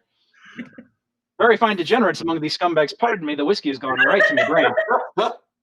We are a well-established group of gentlemen degenerates and gamblers, and you won't find a more more beer. My brain has stopped working. Okay. But you still haven't told me what brings you here. We're just a bunch of common working men. Well, as you could see, I'm just a common working bard. Just looking to working turn hard a at work. Depends on the night. No. And what about your friend here? Does she cost extra? You couldn't afford me, Pete. I like her. I'll take 2. Oh my god! All right, look here, Pete. Mm. Taking your shirt off. Taking your shirt off. That's making progress. You're like, hey, my eyes are up here. My eyes are up here. Or well timed. I don't know how we want to look at that. All right, look here, Pete. We're on a bit of a fact finding mission here. What kind of facts? I don't suppose you know anything about some ass clowns walking around in harlequin makeup, do you? We're not subtle. Not so. We are so the Brute Squad. Oh. You haven't heard of any murdering murderers that like to murder people. Face paint? What kind of face paint? And murder people. Trust me, there ain't no poofters wandering around here in face paint. If somebody comes in here in face paint, they'd probably get drummed out and thrown out in the street. I can see that. I can see that, Pete. This is a place for hard men to be drinking hard, crappy liquor and to get drunk fast. Does anybody who doesn't, other than us, does anybody who doesn't look like they belong here come in very often? Well, I mean, y'all ain't You know, like subtle. noble slumming, you know. No. This is where the wretches come to go and drink their sorrows, my lady. You are way too good to be here, and it's obvious that you're here for reasons that are that are. You're asking too many questions, and you're not subtle I about was it. like, you know, here's the thing about a bar like this is the drinks are cheap. That's true. But the lips are tight, for loose lips sink ships. And we're all sailors here, Missy. I see. And let me also tell you this: you don't need to go looking for trouble. Trouble has a way of finding you if you're not careful. Mm-hmm. I don't know what business you want with the last laugh, but let me tell you, you don't want it. That's funny, Pete. I don't remember saying anything about the last laugh. Ah, you're asking about painted harlequins. Well, gosh, I'm a bard. I mean, I could be talking about a degenerate theater troupe. Mm-hmm. Mm-hmm. Hey, Greg, All are right. there any women in this bar besides the two? What are we, chopped liver? I said besides the two of them. We ain't no There's ladies. there's a couple of body scullery maids wandering about, refilling glasses, and actually now they're in cleanup mode, trying to get people out towards the door. All right. So it's not that kind of sailor bar. Yeah, I was just curious if there were any Sure. other women at all in the bar. If this was Yes, and it's this is and none of them look like they all look like normal bard maids. None of them typical sailor wenches. stand out in any particular way. I mean, everybody's kind of like lower class. This is a blue collar bar, and they are, they've got the low cut shirts and the huge tracts of land, and they're, they know how to earn their tips. Right. Yeah. So, This is a body bar for sailors to get drunk, so drunk that they forget about their sorrows. That is the whole point of this place. So Pete, as a bard, I collect stories. Do you have any really good sailor stories? Have you heard about Bessie down in the lake, down in the Crater Lake? Tell me about Bessie. Oh, Bessie is a gigantic, great tentacled beast. She once came up around me boat, wrapped her tentacles clean around me boat 3 times. We had to stab her to get the tentacles stuck. I'm drunk. Whoo! Phew, that's a lot even for me. Don't know if they'll be calling me Peg Leg Pete or Rope Pete at this point. She once wrapped her tentacles clean around me ship. How Almost big is the damn Bessie? thing. Big, oh, huge. Yeah, huge. You can Well, give me an gosh, how insight. deep is the lake? It feeds in from the ocean. A natural, somebody went to digging under the volcano, because that's what they got to do. You got the short folk short folk here present, accepted, of course, always lovely people, lovely industrious people. But you had a whole bunch of shorties running around. Oh, sorry. And he's looking directly at Katha, like, yeah. Is that derogatory? I don't even know anymore. I'm so drunk. Accidental racist. Yes. Oh, God.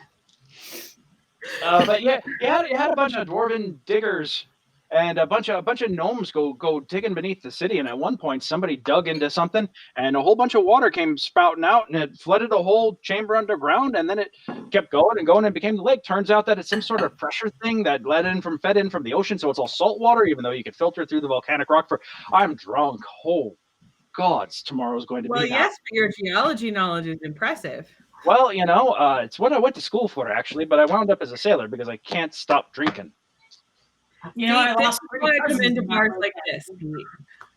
What's that? I said I lost 3 cousins in that lake accident.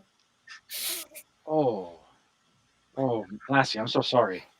Way to bring down the room. Yeah.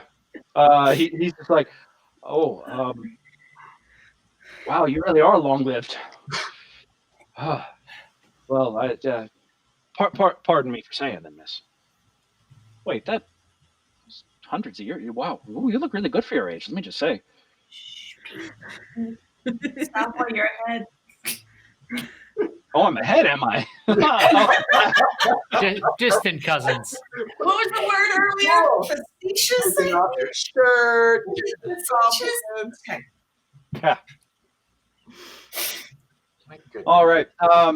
So yeah, he's just like he's trying his best to get his game on. Yet he is so like you can tell he's probably blackout drunk. Aw. Good. Yeah. Good. Probably Uh-oh. better if you don't remember this tomorrow. Yeah. So, did I tell you why they call me Peg Leg Pete? Do you have a peg leg, Pete? I do actually. He lifts up his trouser and hits his peg leg. Literal nickname. Yeah. Asking the important questions. Yeah. It's brand new. It's I just freshly fashioned. I had the old one that had termites. No good.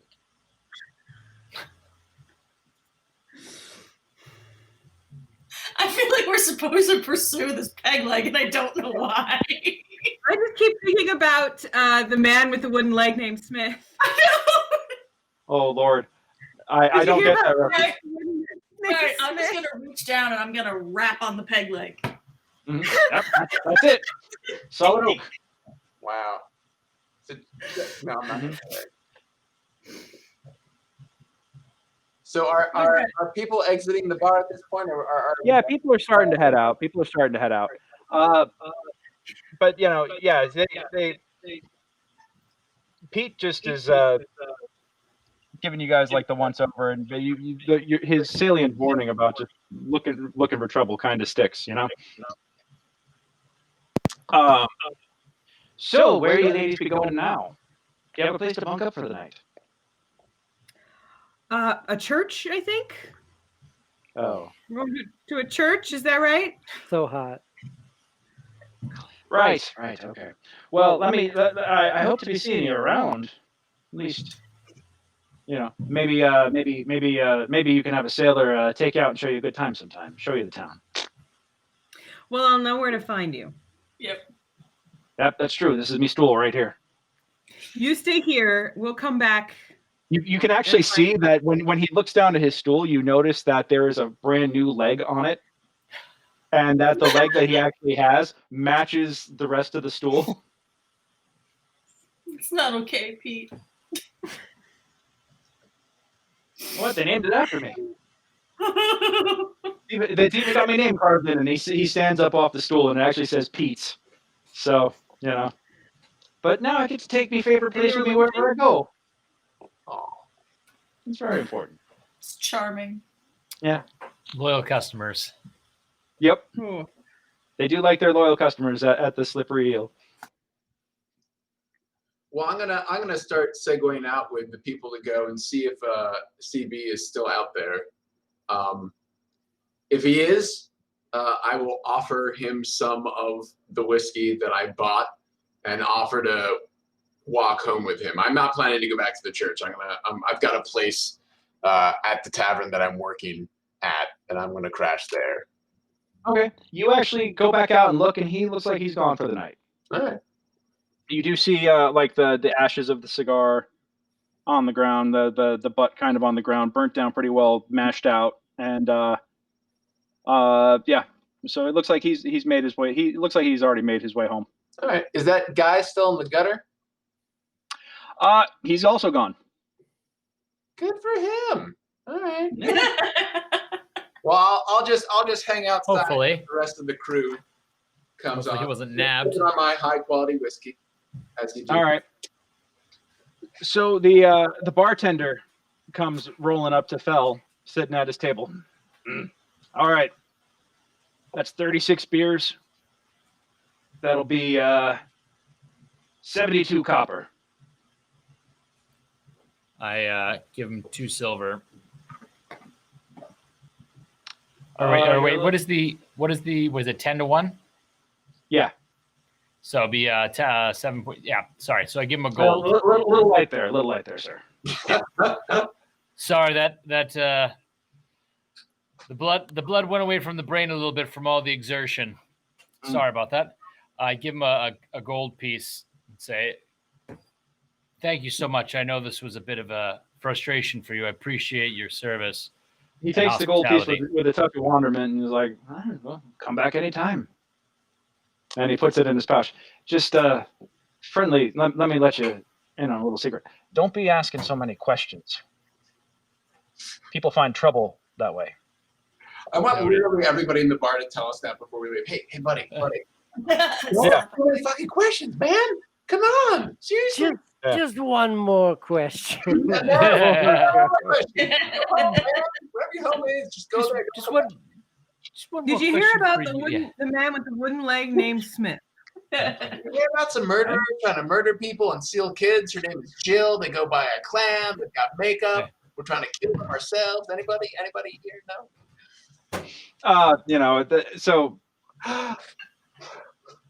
yeah, they're you could tell that maybe these guys aren't affiliated, but they're actually, in the bartender's eyes, you could actually see like a genuine fear. Mm-hmm. Like he's probably seen some shit. Yeah. People that ask too many questions wind up floating face down in the lake. And he leaves it at that and says, but come back anytime with your with more of your kinsmen here, sir. And he holds up the gold piece and wanders back behind the bar. We wander out. All right, you guys wander out.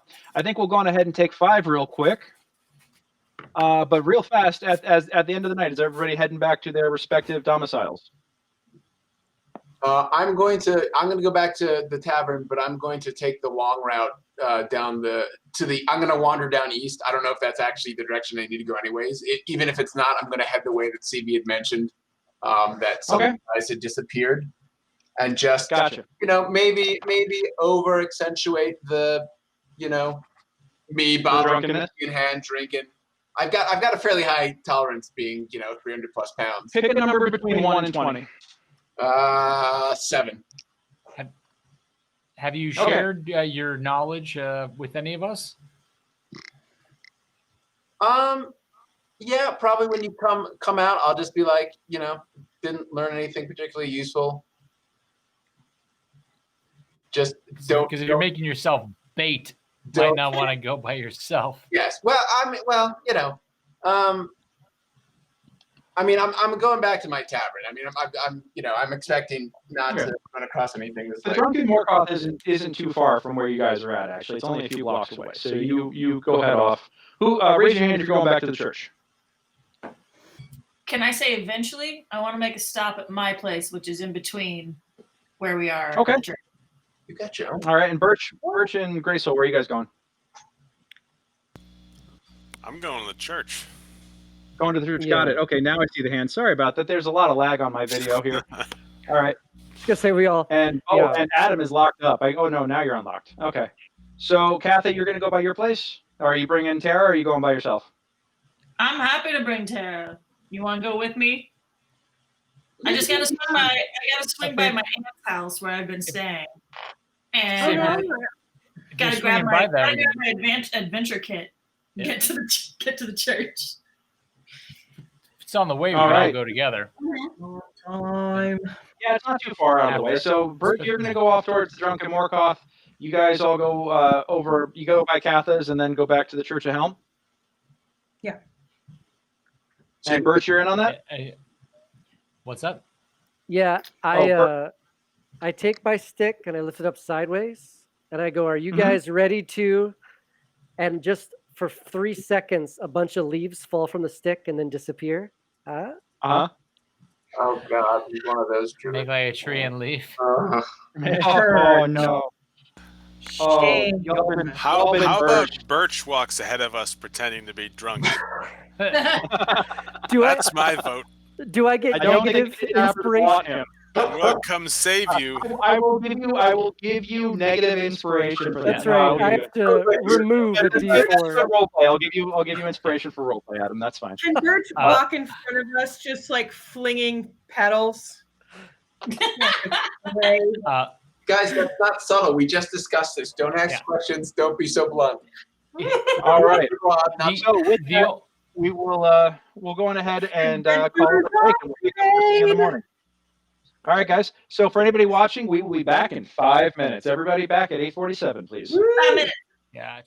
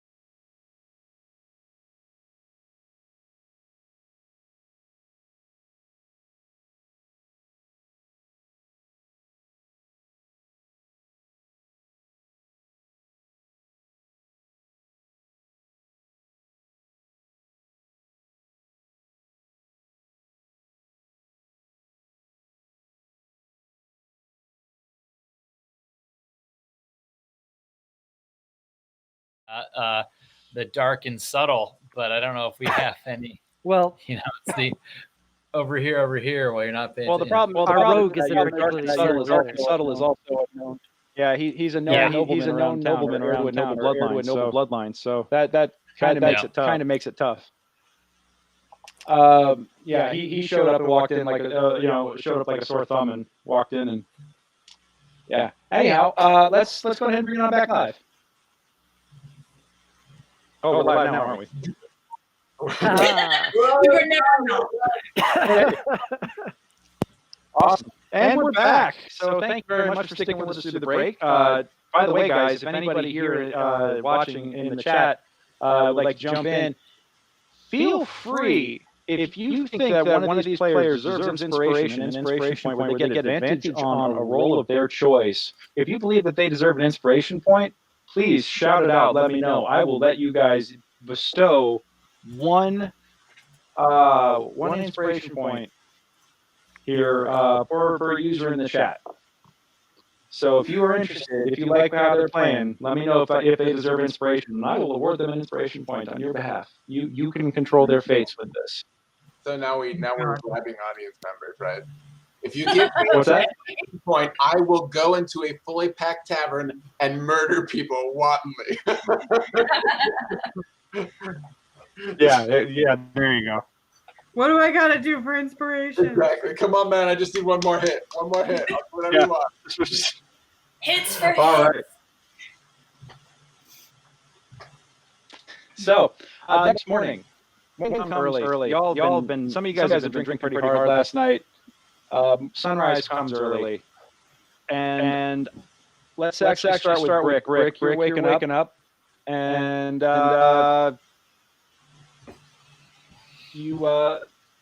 your boss, a gentle older gentleman, short, round, friendly barkeep.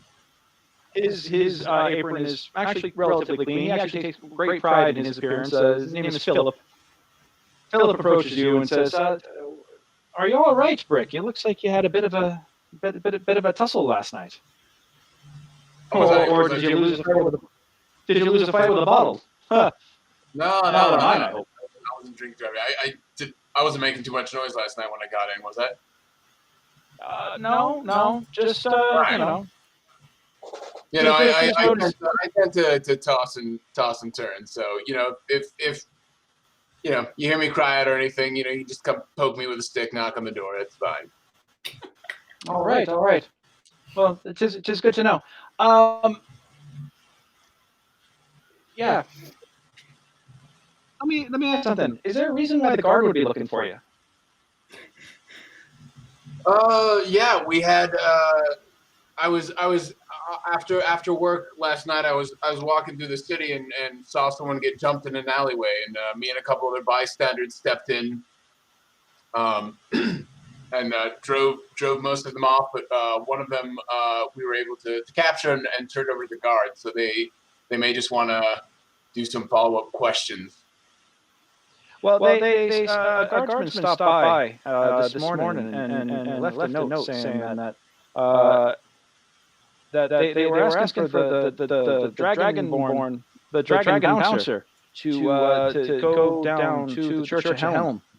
That they were looking for follow-up statements. Oh, all right. Yeah. That's fine. You're not getting me in any sort of trouble here, are you? No. Don't worry about it. All right. Well, I don't brook no trouble in my establishment here. I hope you know that. Understood. Like, if something comes up and you gotta cut me loose, I totally understand it. But I am not intending to bring any trouble to your very nice tavern. All right. I hope not. Well, I'll let you go do this. Just be back in time for the dinner rush tonight. I need you to bar back, of course. Absolutely. What time is the dinner rush? Sunset, same as every night. All right, I'll be back. All right, I'll see you then. So, yeah, you go off. Katha, did you spend the night at the church, or did you spend the night at your place? I spent the night at the church. I just had to stop and get my my chain mail. Seems like it might be necessary coming up. I didn't take it on patrol last night. So Fair you know. enough. Fair enough. There you go. Okay. So yeah. So you guys all wake up and are having a nice breakfast. You know, a simple breakfast, but a good one. There is a knock at the door, and Rufus at the front door of the church, and Rufus actually comes back in and goes to Agenia and whispers to him, and she's like, "Oh, okay." And she heads off. She heads off. She says, "Excuse me, just one moment. I'll be right back." At this point, there's an acolyte going around going, more anything? I have more eggs here. More bacon, perhaps? Anyone? Yeah. I'll take a second plate. Okay. So, got it. And, yeah. Can I Couple ask you moments go a by. question? Who? Me, the DM, or the acolyte? The acolyte. Okay. I know nothing of this place. Literally nothing. Arrived, got in a tussle. Now I'm here with you. Seems great. Here's my question. What's under this town? What's under the volcano?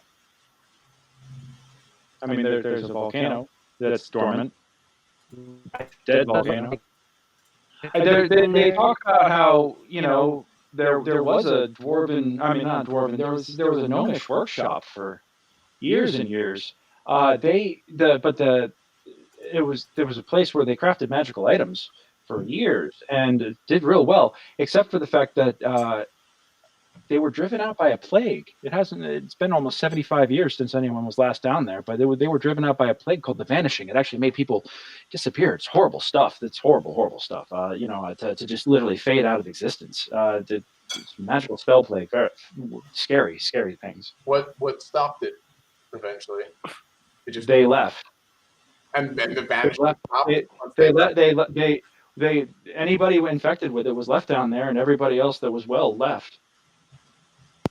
So no one goes underneath the city anymore. Nobody goes under the city anymore for fear of that. Yeah, the Vanishing is a terrible thing, or was. You know, there hasn't been a case of it in 75 years since they put the quarantine on.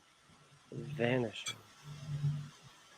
But that's not the disappearance of the people in the town. That's not the same thing. They're different. This is. Oh gods, I hope not.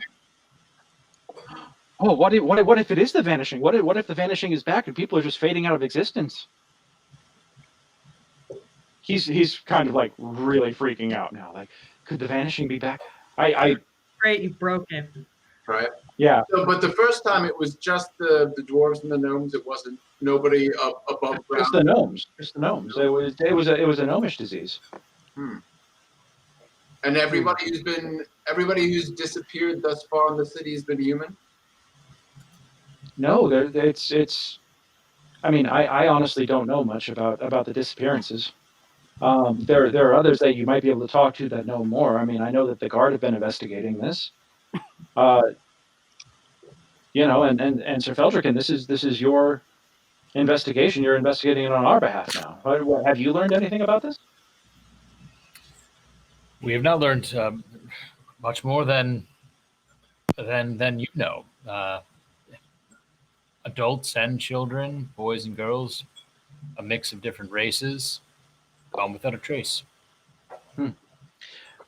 It's terrifying. If this could be the Vanishing again. What if 75 years though? It's the stuff of legend. It can't be that. Here's what I want to know. Okay. Well, glad we cleared that up.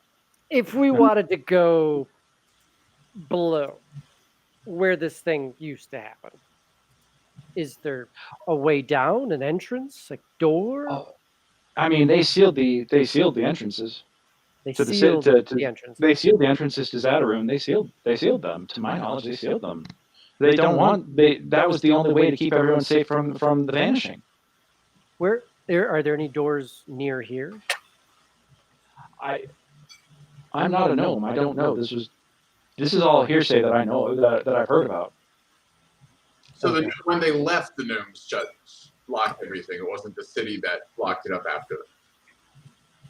No, the great Zadaroon himself. He named his enclave after himself, his workshop after himself. He sealed it and he sealed it off and left and called it a loss. I don't know where the entrance is, but it was notoriously hidden. And he's never returned since, the great Zathrin? Not to my knowledge. Do you know where he went? Last I heard, I believe that he went to Tashluta, to the north on the coast. Well, a lot of gnomes did. A lot of gnomes couldn't stand being in Cauldron anymore after this. Now gnomes are slowly coming back. I mean, there's a young noblewoman gnomish noblewoman studying at the Magical Academy up on the hill, but I've seen her around. I know that there are other gnomes in the city here. I mean, Keegan is a gnome. He's the What's he's his around. name? I mean, there are Keegan. Oh no. Who? The gnome? Oh, well, there's this young. The noblewoman? The noblewoman is not Keegan. Keegan has lived in Cauldron for years and years. But there's a young noblewoman, a noble-born gnome, studying at the Magical Academy, the name of which suddenly escapes me for the moment. The blue scale, blue sea, blue. Why? I'm sorry, I have not had my coffee yet this morning, and as a result, would you like more bacon while I'm at this? I can get you some more food. One more question. Where's the curtain? How do you get beyond it? And where's the door with teeth? Oh, and are you familiar with the Malachite hold? And have you ever seen a half dwarf before? No. To all of the above, no. He's just like he's like, if you're not going to take, if you're not going to take this investigation seriously, perhaps we should actually find other people who will. He's kind of upset about this. You've already told me everything. Blue Crater Academy. How? I know nothing. It'll all become clear to you soon. What do they teach at the academy specifically? The Blue Crater Academy is an academy of magic. How long has it been around? Was it here? Oh, it's been here since the city was founded hundreds of years ago. And that was. Do they have a library, records? Yeah, yes, of course they do. But you have to either be a student or a member of the academy in order to access it, to my knowledge. How does one become a member of the academy?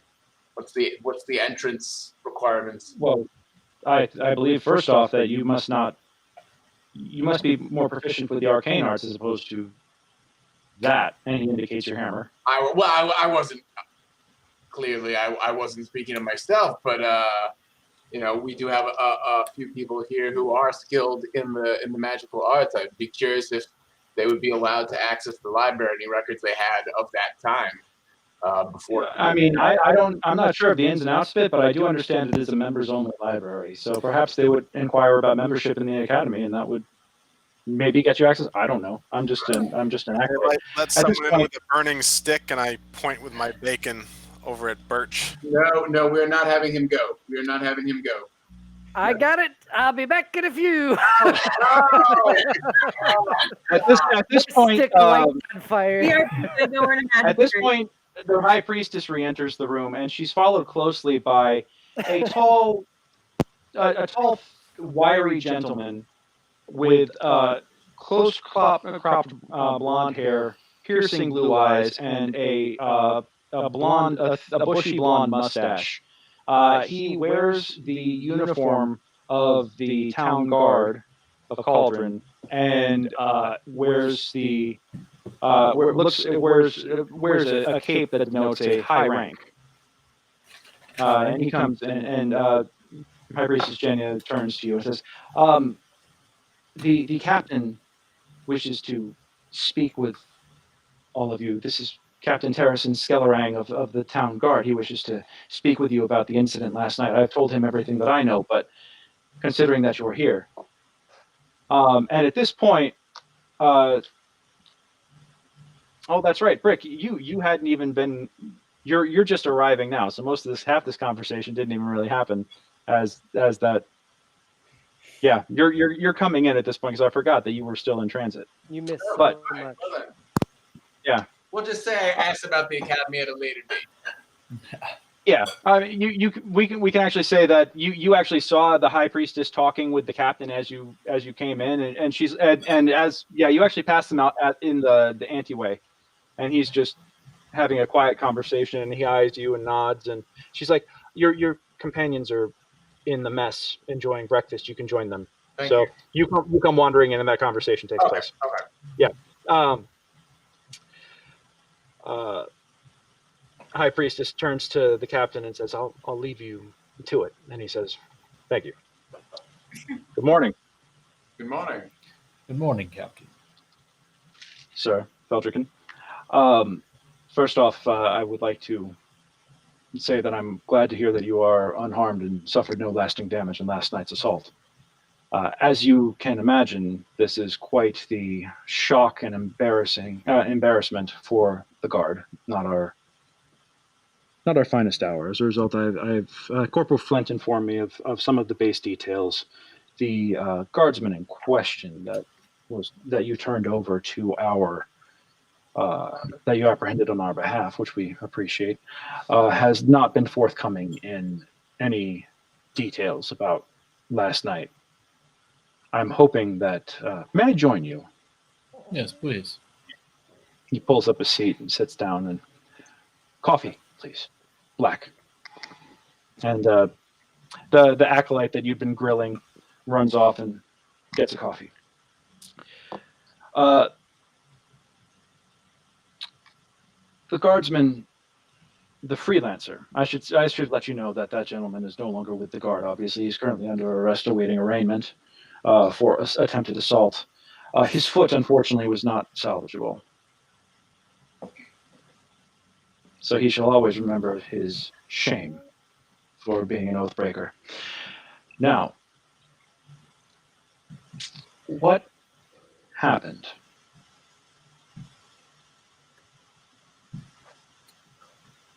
Let me ask Don't you, everybody jump at once. could you perhaps tell us more about this last laugh guild we've been hearing about, and perhaps we don't know if it's her leader, a woman by the name of Jill, or what we assume to be a woman, could be a man. Sir, I understand that you have many questions, as do I. I will be more than happy to engage in an exchange of fair and even equitable exchange of information. But please, I would like to ask the questions for the moment. So what happened? While returning from the orphanage, I was assaulted by 3 assailants, all in harlequin face, who jumped me and said it was their intention to send a violent message to no longer look into these disappearances.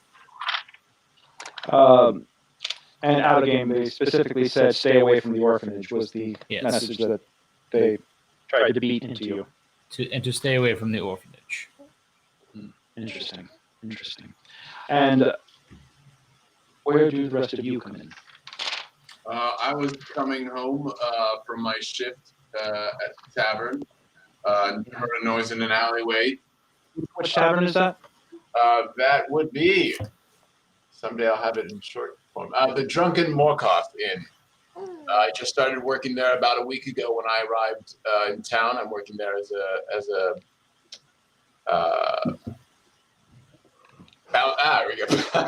Security specialist? A bouncer. And yeah, so I was out walking and heard a noise and ran into the alley, and same time about the rest of these folks that I assume heard the same thing, and we saw Feld being beaten and stepped in to help.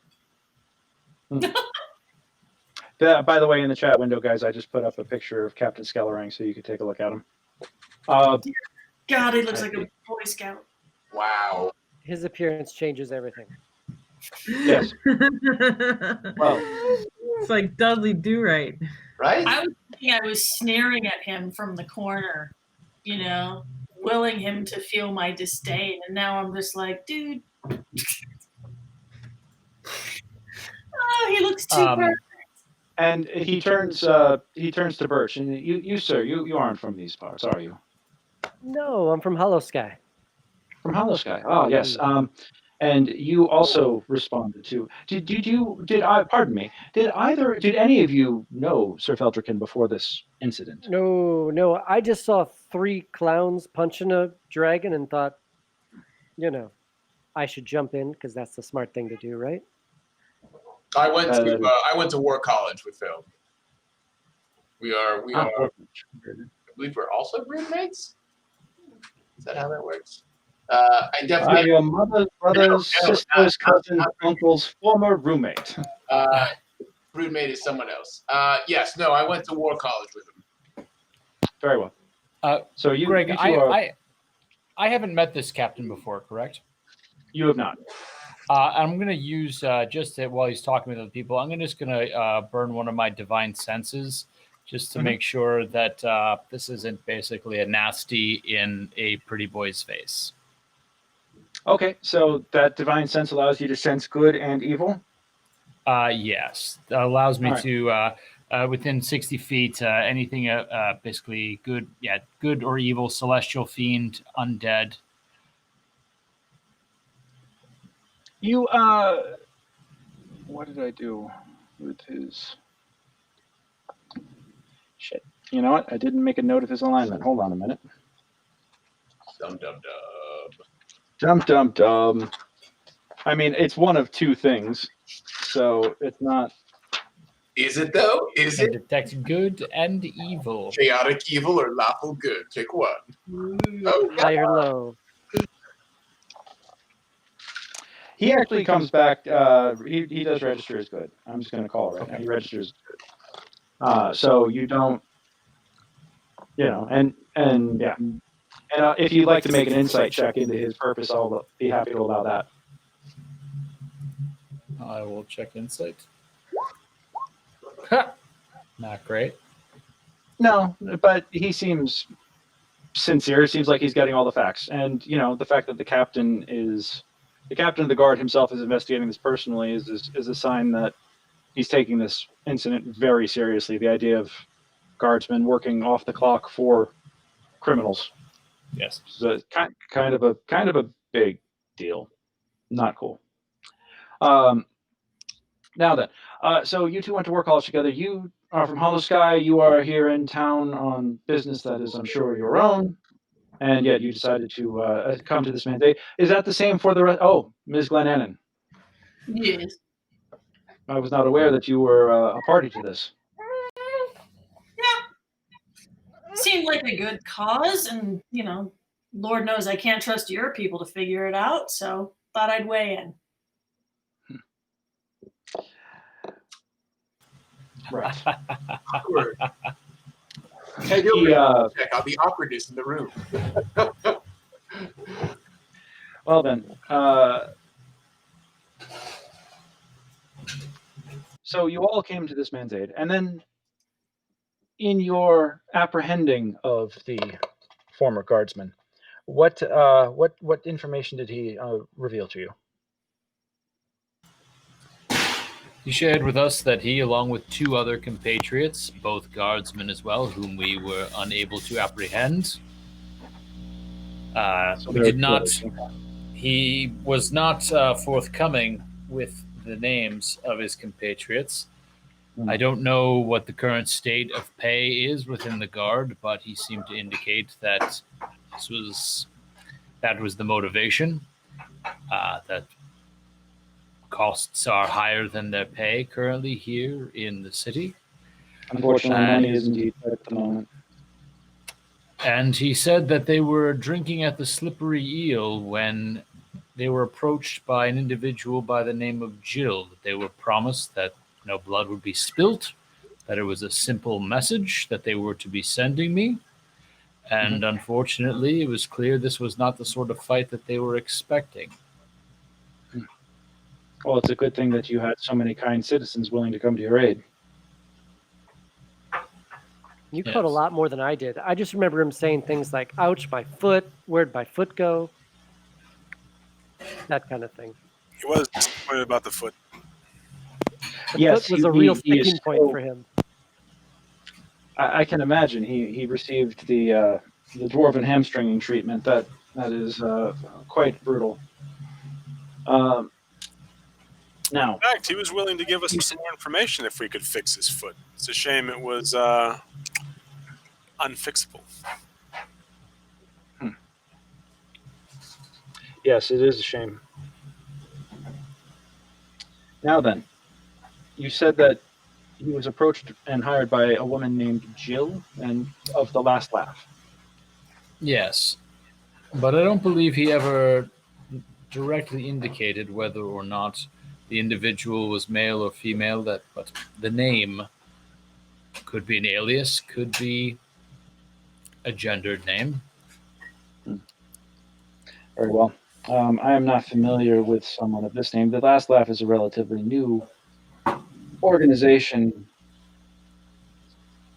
that has made its presence known in Cauldron only recently, within the last year. They have,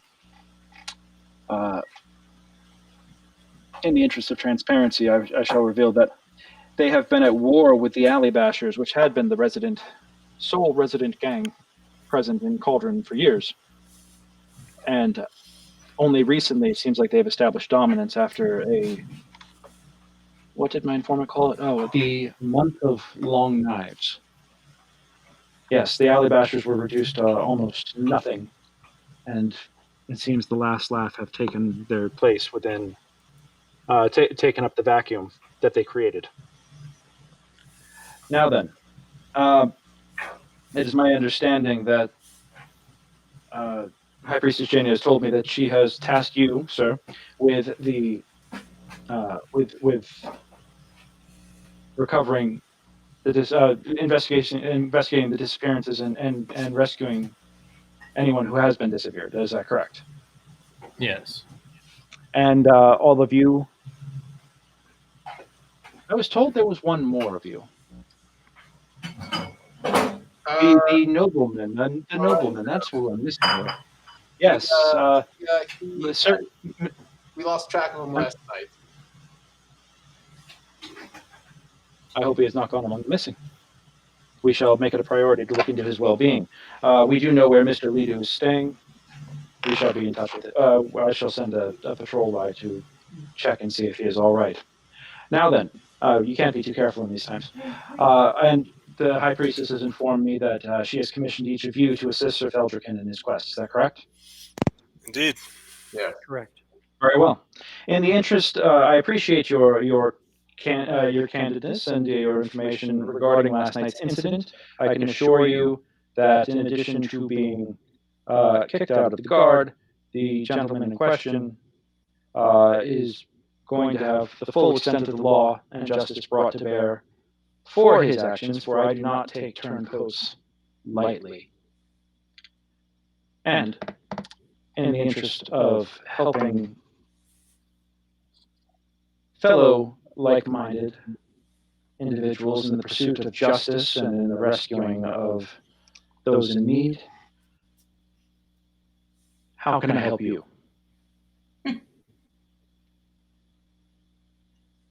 Do you have any idea where we might find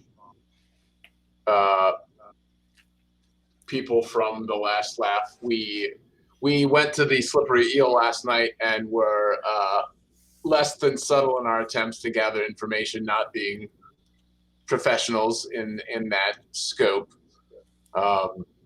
So we're mostly out of leads.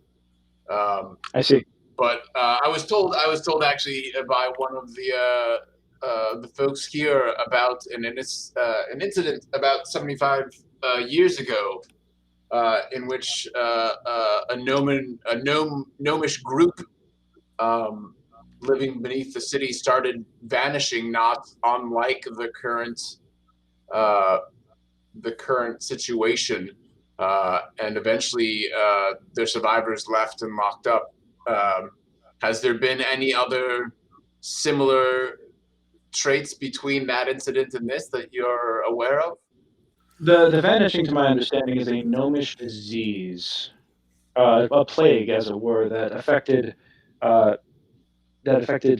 individuals from Zadaroon specifically.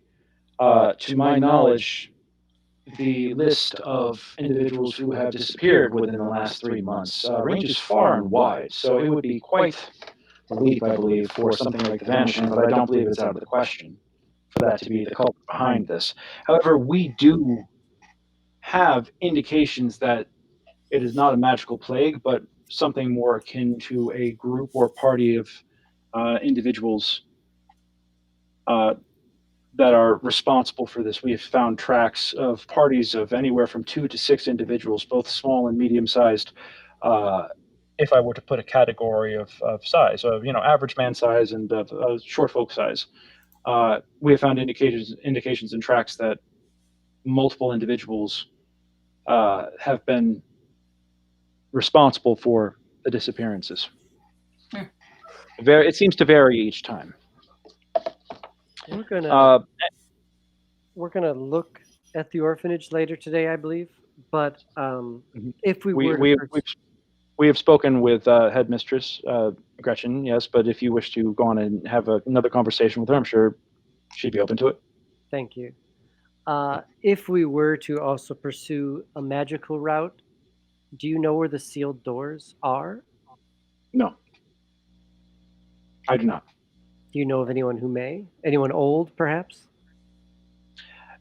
Anyone from my understanding, and believe me, being only a human, I'm not old enough to remember Zadaroon in its heyday, for this was 75 years ago. It is, for those of us who are human, that is a long time. I understand that for the likes of Miss Glenannon and her folk, that is but a short time span, but for us, no, I do not know. You keep using her name. Did you guys... We're familiar with each other. She and her family have been long residents of Cauldron, and let's just say that she's had some youthful indiscretions that have caused her to wind up in my office on occasion. I saw her body slam a guy through a table yesterday, and I don't even know why. Did you now? Should I be looking at her for assault charges? I think it was self-defense. No. It was the slippery eel, Captain. We all know what happens at the slippery eel. Don't try and get all high and mighty. Captain, have there been any history or chatter about any slaver groups or cults that are sacrificing individuals? Anything that would make sense in terms of simply needing bodies, for lack of a more delicate description? Nothing that I've heard. Is there any place around the city that would be large enough to, assuming they're not being killed, that these people could be kept without easily being discovered? Any caves in the volcanic system that have access to the surface? Oh, I can tell you that.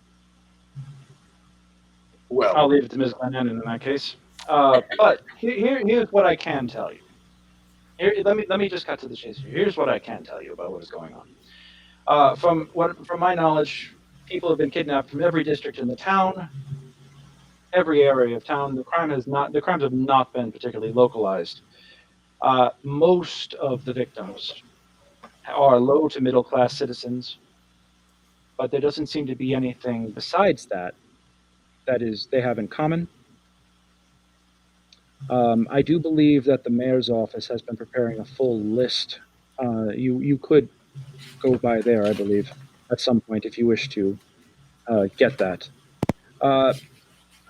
Every disappearance has occurred at night. And it appears that the parties responsible prefer to work on nights that are overcast or without a moon, and the nights of a new moon or a night where there's not much moonlight. They prefer to work on the cover of darkness. Is there any particular period of night that they're working in? The wee hours. All right. Typically after the taverns have all closed and most of the inhabitants have retired for the night. So it is in the latest hours. What I have seen... May I? I'm sorry? Are they all house breaks, or was anybody taken off the street? Mostly house breaks. Mostly house breaks. We could see that the perpetrator's been picking the locks of the dwellings. They get inside, they grab their prey, they take anything of value not nailed down. So this also is why I believe that while a magical plague is an interesting theory, I do not believe it holds any water, as it were. For unless the vanishing could now affect inanimate objects, and also create footprints and pick locks. Now we have not heard any. We've only found disappearances. We only noticed these crimes by the absence of individuals and property. We have had no witnesses to come forward. No one has reported screams. No one has reported scuffles or sinister figures. Nobody skulking about, as it were. There have been no such reports of any sort of suspicious figures. And we believe that these kidnappers work in parties of somewhere between 2 and 6, based on the number of footprints that we found at the different crime scenes. The abductors, as I mentioned before, are both small folk and tall folk, apparently. And to your question regarding the last laugh, Sir Dragonborn, you're Brick, yes?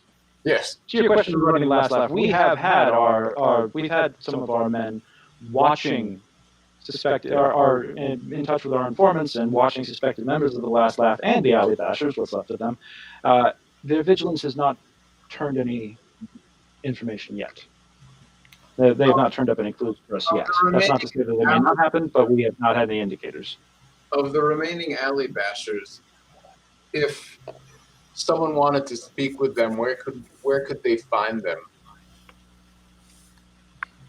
I'm afraid I must protect my sources for the moment, but if you go digging, they shouldn't be too hard to find. Honestly, put your ear to the ground. Listen more than talk. You'll find your way. Well, that's what a bouncer does. So Trouble has a way of finding you when you want it. You said As you understand all too well, Sir Peltrican. Yes. You said that those who were doing the abducting, from the reports, were both small folk and tall folk. Indeed. The criminal organizations, are either of them known to have tall folk and small folk as well, or to not? I mean, pretty much any criminal organization that I know of is not particularly concerned with the race of their members. Some are, some are not. Not around here, it seems. No one likes to play racial politics in Cauldron. you mentioned that none of the upper class have been pulled. Have there been any noticeable increase in robberies among the upper class? No. Not that I've seen. Honestly, I know that this is kind of like a grumbling amongst the lower echelons of our society, that it seems like we only care because children have been kidnapped. We have been investigating every disappearance since it happened. This is just the children disappearing from the Lantern Street Orphanage is just the first one to really capture the whole city's attention and cause outrage amongst those who believe they have pull, as it were, who tend to be the loudest voices. And you haven't noticed in any of these places where individuals have been abducted any sort of openings in the buildings themselves, anything that perhaps would indicate that those who lived in those homes did not realize what their homes sat on top of? That would be a lot of homes. That would be a lot of homes with access to an underground lost city. That would be fascinating. But no, our indicators, we have no indications of someone just mysteriously finding some random doorway within their household and going down and exploring it and not returning for anywhere from 1 to 12 weeks.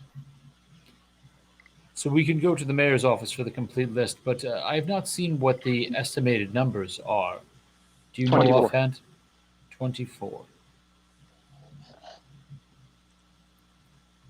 And an even mix of males and females and of the different races, yes? From what I can tell, yes.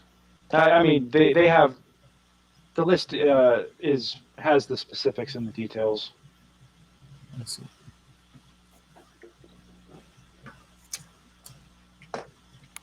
Actually, pardon me, with the children, it's up to 27, I believe, if my math holds correctly.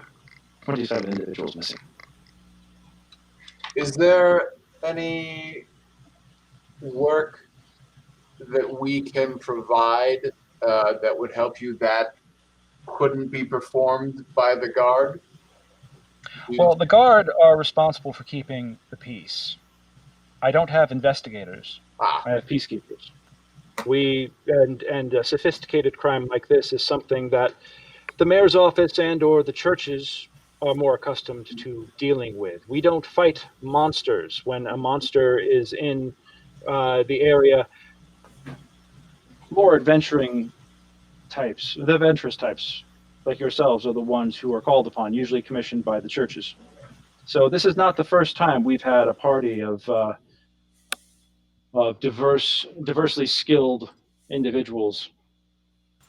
Let's just say collaboratively skilled and cooperatively inclined collaborative individuals like yourselves working I like to collaboratively skilled. Stick with that. yes, collaboratively skilled. have any churches been conspicuously quiet in denouncing these unfortunate events? We haven't denounced anything. We do not comment on investigations that are in progress. Well, no, not you. You mentioned it usually falls to the various churches. I was just simply curious as to the churches that have establishments in the city, if any haven't proffered help or thoughts and prayers to the current situation. That is an interesting question. Everyone naturally is expressing concern about the disappearances, especially of the children. No one has been acting suspiciously, and no representative of any of the churches within the city have been acting suspiciously in that regard, if that's what you're asking.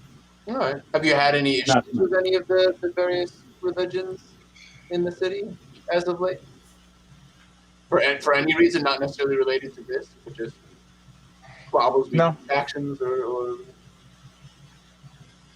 Not to my knowledge. I have had no personal issues with anyone of any of the particular faiths.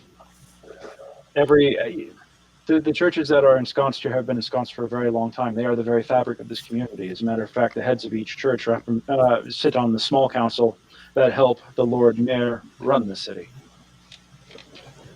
Well, I believe we're off to the orphanage, and it sounds like maybe even the mayor's office. Is there anything you need from us? Be careful. And please find that. I will do everything in my power to assist. But as you can imagine, I also have my hands full keeping the rest of the city safe and calm. So, please, Yes. find them. Thank you for your time. He stands Thank up, you, he finishes Captain. his coffee. So, and he turns and you actually do notice that he is actually very formal in dealing with you, Sir Feldricken. Everybody else he's got a little bit more of a casual demeanor with, but with you he's very formal and bids you adieu and heads out. so. Should we head over to the orphanage then? Everybody's done eating bacon. The eggs are good. Yeah, I'm down Eggs, for the bacon, moon orphanage. cakes. You guys actually had a pretty decent breakfast here. It's really good stuff. What was that All right, dude's I name think- who put us in the night before? What's that? The dude, the acolyte, the priest in training from the night before. Rufus. Rufus? Yeah. Rufus makes some fine grub. Is Rufus around? Yes, he is. He's actually he's coming in to actually help clean up the dishes and stuff like that. So yes. I bring it. Rufus, I have a task for you, or for someone for the library. I do not know if anyone has looked in our books, but if there is any mention of scribes or recorded stories from the time of the disappearing, who if the names are recognizable of people who still live in the city, that could be quite useful to us. From the list of the folks who have disappeared recently? No. That we can get from the mayor's office. I'm saying in our own personal library here at the Church of Helm. People who are in our archives, not the 75 years ago when there was the great disappearance. I'm sure there should vanishing. Yes, the vanishing.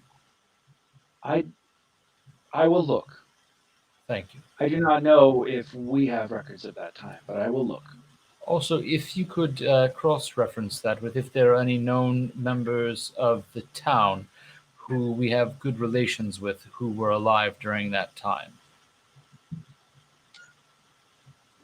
That is a tall ask, but I shall do what I can. Thank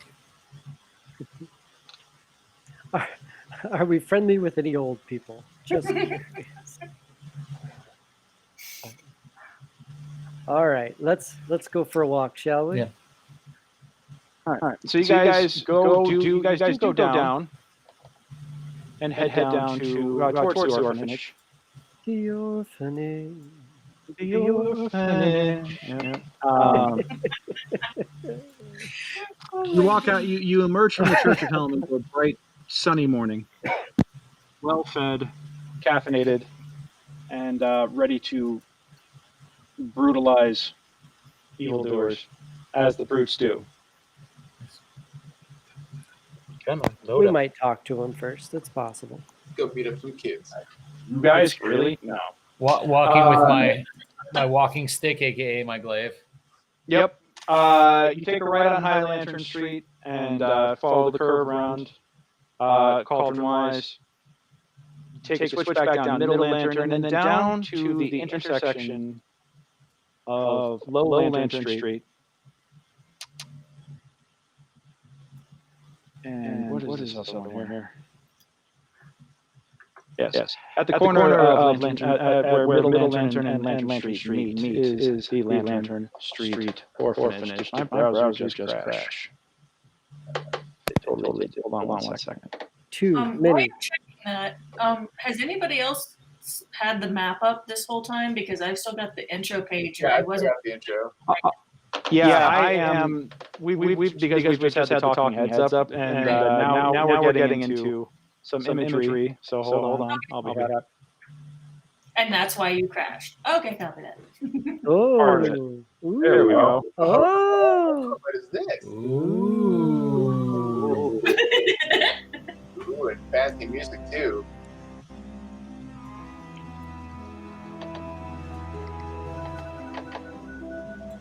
And pardon me a moment while I retrieve my busted window.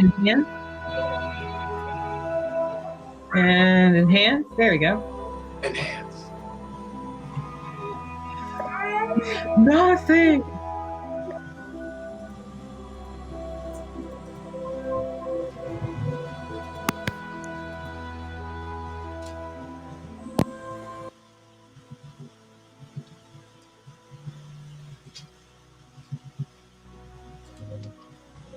By the incomparable Michael Gordon Shapiro, ladies and gentlemen. Have the flame knowledge. Legit. It's awesome. Too many windows.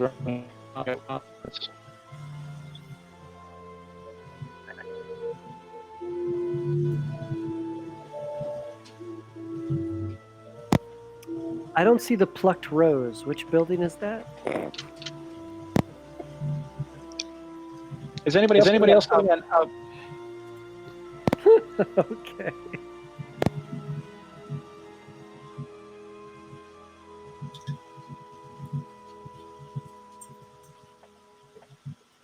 If you want to pluck roses, you do that on your own. If you want to wrestle lizards and pluck roses, you do that on your own time.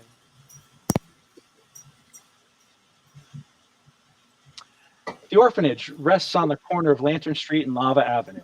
Its charcoal-colored stones held together with mold-encrusted mortar.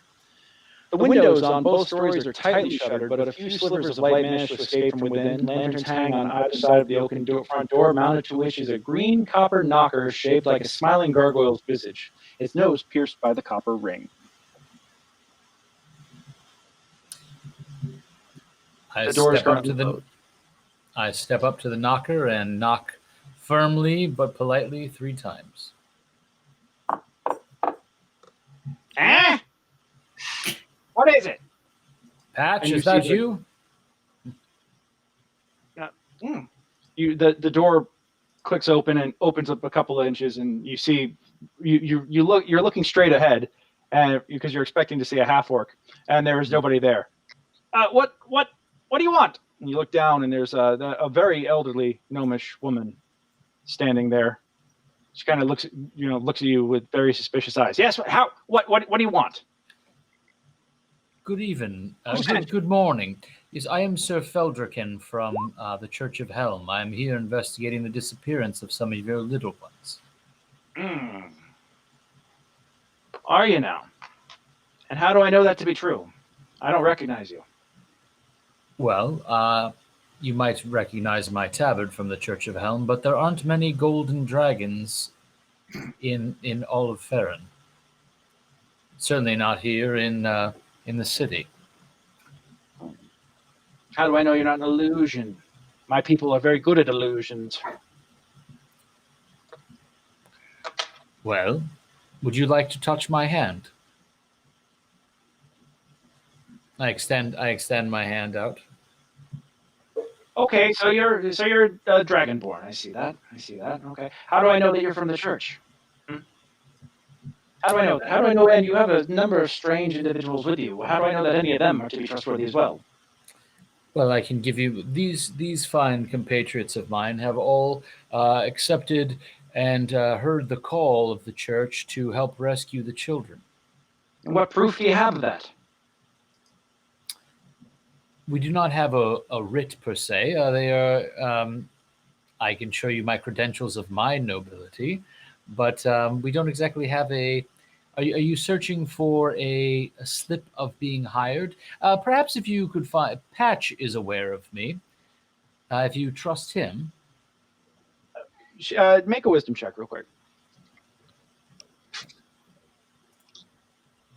Actually, anybody who wants to make a wisdom check right now, you're more than welcome to.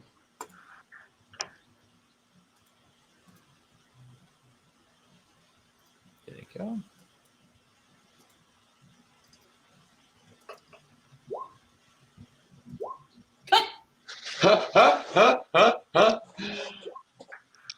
And that's with a +1. Where is? Damn. Well, There we all right. Oh boy. I didn't do a save. I just did a wisdom. Yeah.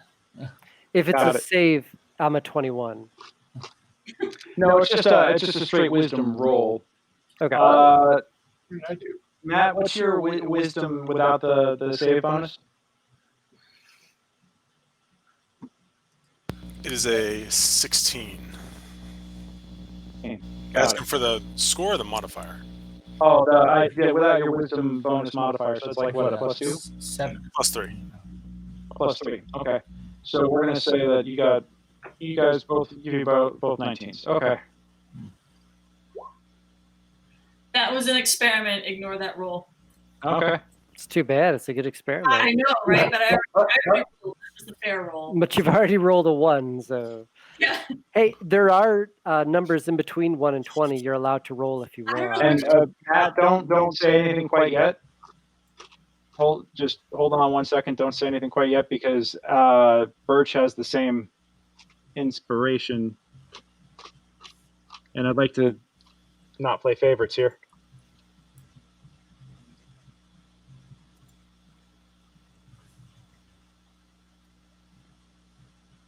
Okay. Yeah, so you're kind of sputtering, like, Fel, you're kind of sputtering, like, but I'm Sir Feldricken. I have my tabard. A lot.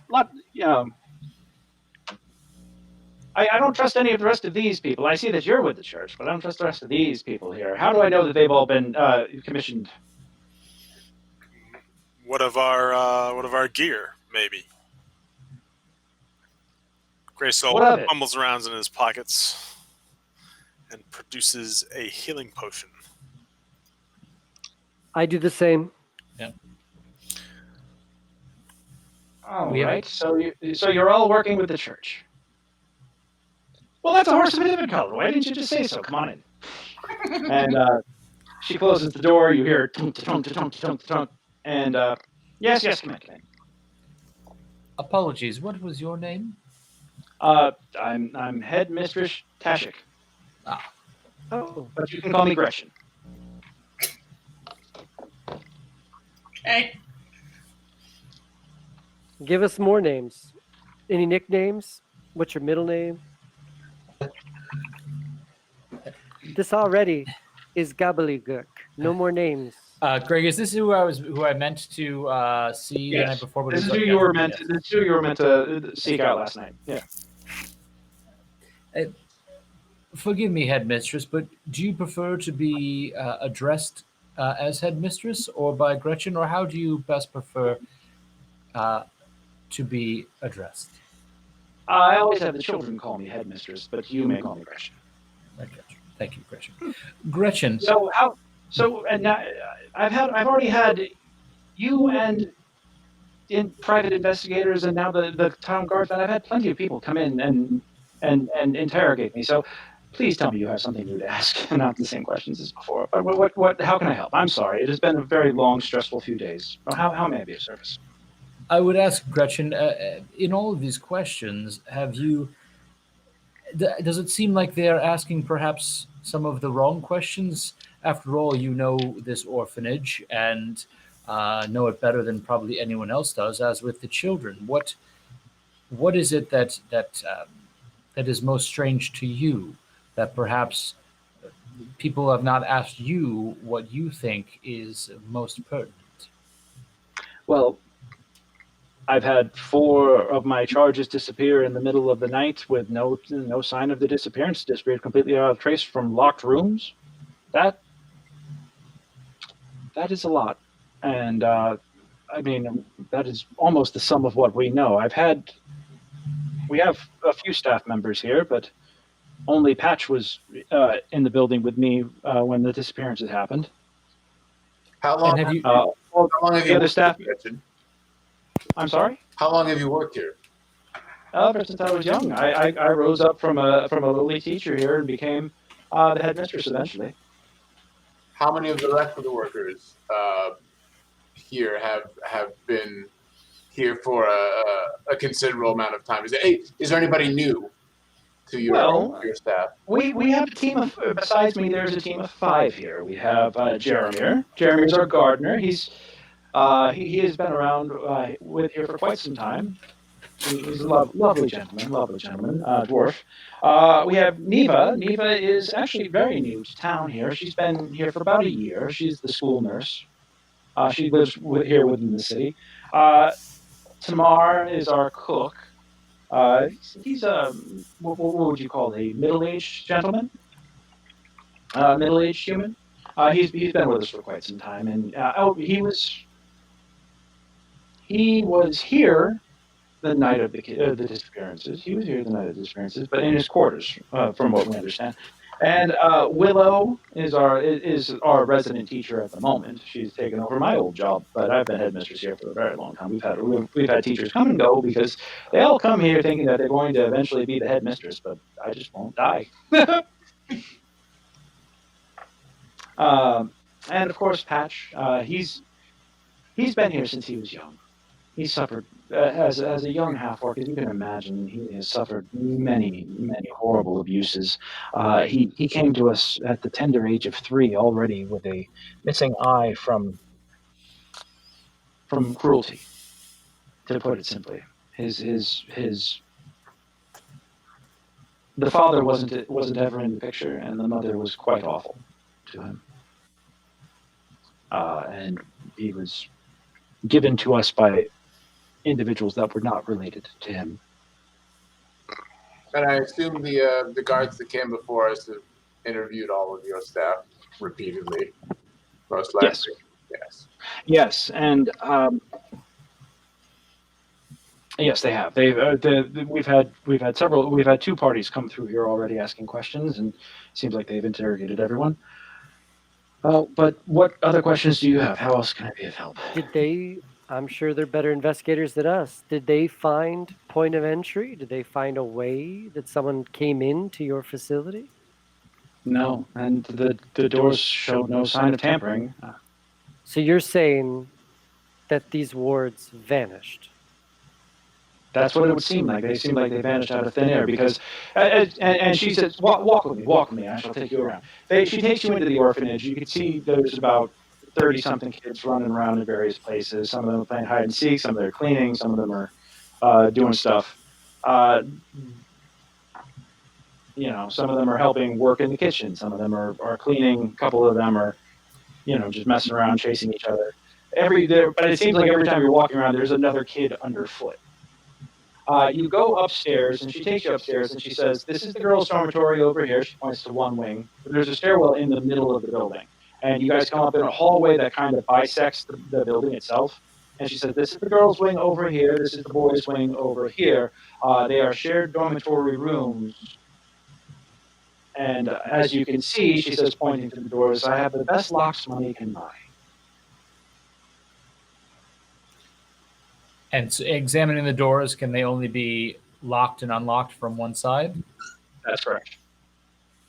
And they're common rooms for the boys and common rooms for the girls, correct? It's a dormitory style room. It's like a barrack almost. Yeah. Gotcha. Do the locks look newer than the doors?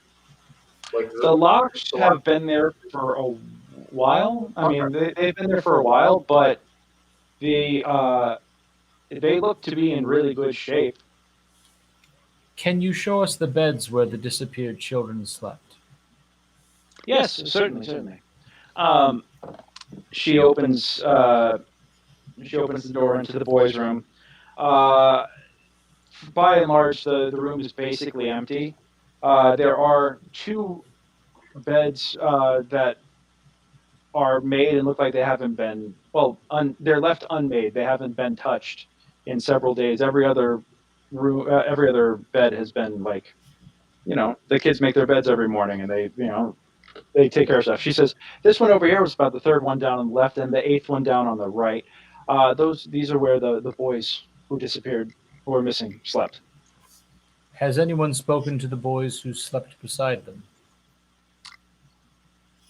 We have, and no one says, no one says that they've seen anything. If you wish to interview the children, you are more than welcome to, but we haven't managed to get any answers out of anyone. As we've been wandering through the orphanage, have any of the kids seem especially intrigued by either of the Dragonborn wandering through? I think, yeah, you do hear some whispering and chittering as people kind of stop and look, and actually, as you guys are standing in there, you do hear like a pattering of little feet, and you see a kid come up to the door and go, Wow! It's hi. What are you? I'll bend down to the child and say, I am a black dragonborn. What are you? Wow. I'm a human. Very nice. I'm 8 years old. That is a lot of years.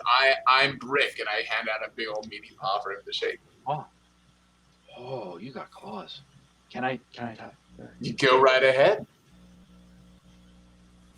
What are you looking for a Tarum and for hold on a second, I can't believe I forgot the other name of the kid that disappeared. That's a kid. They're forgetful. I'm a horrible DM. It's just a horrible kid who can't remember his friends. It's not you. That is true. Yeah, we're looking for him. Okay.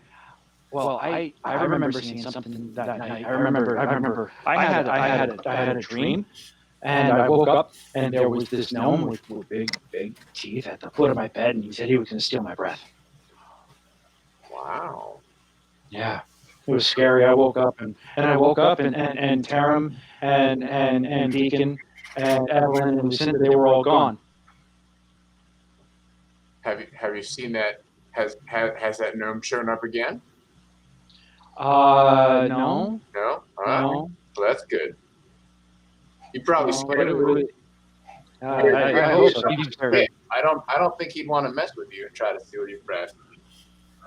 Dangerous proposition. You know, dragonborns have very special breath.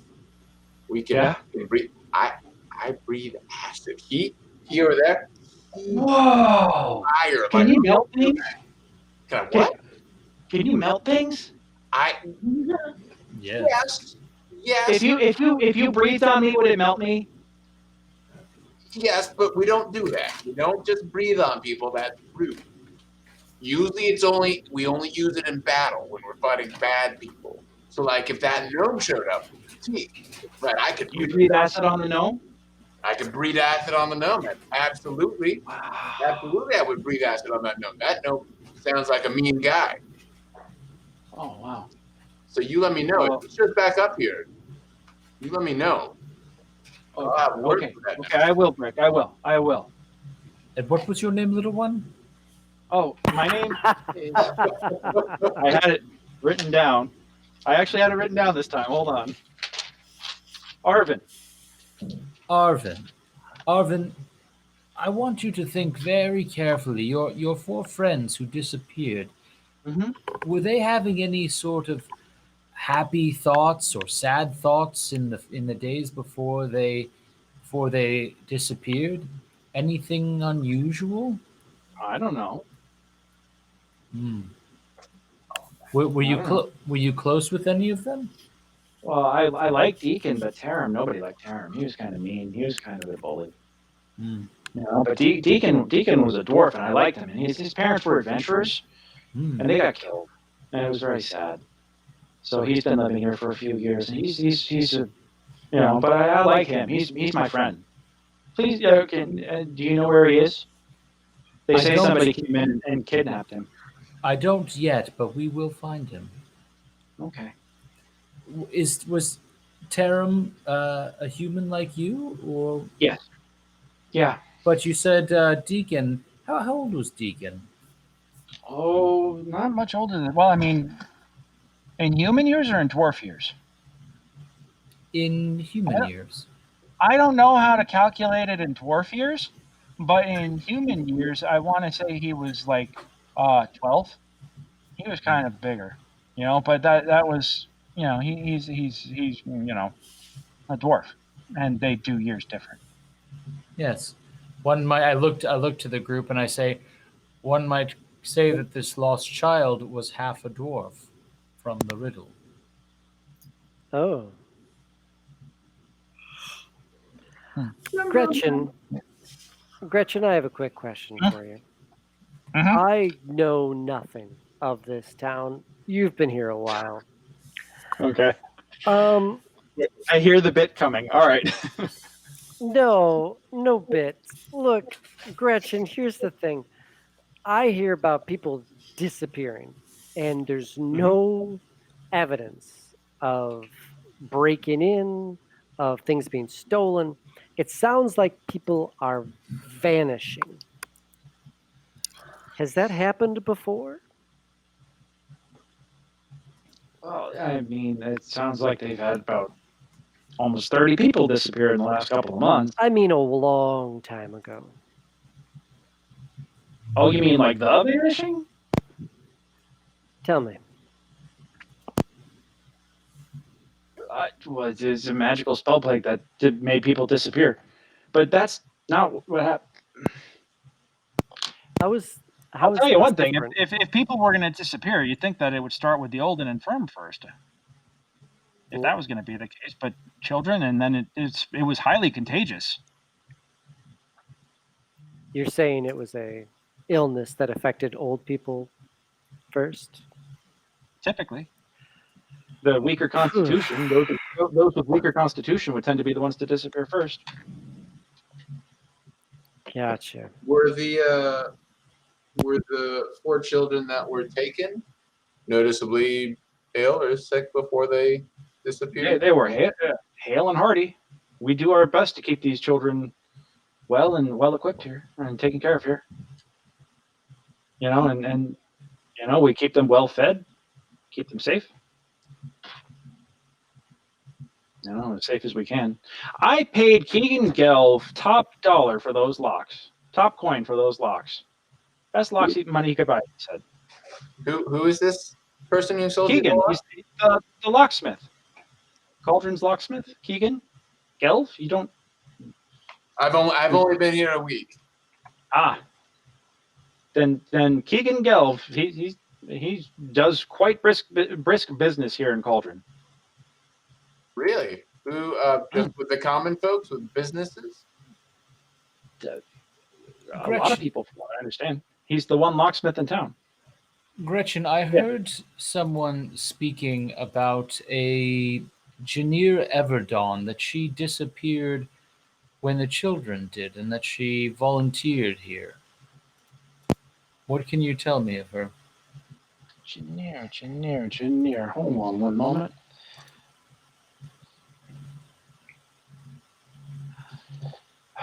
Oh, yeah, that's...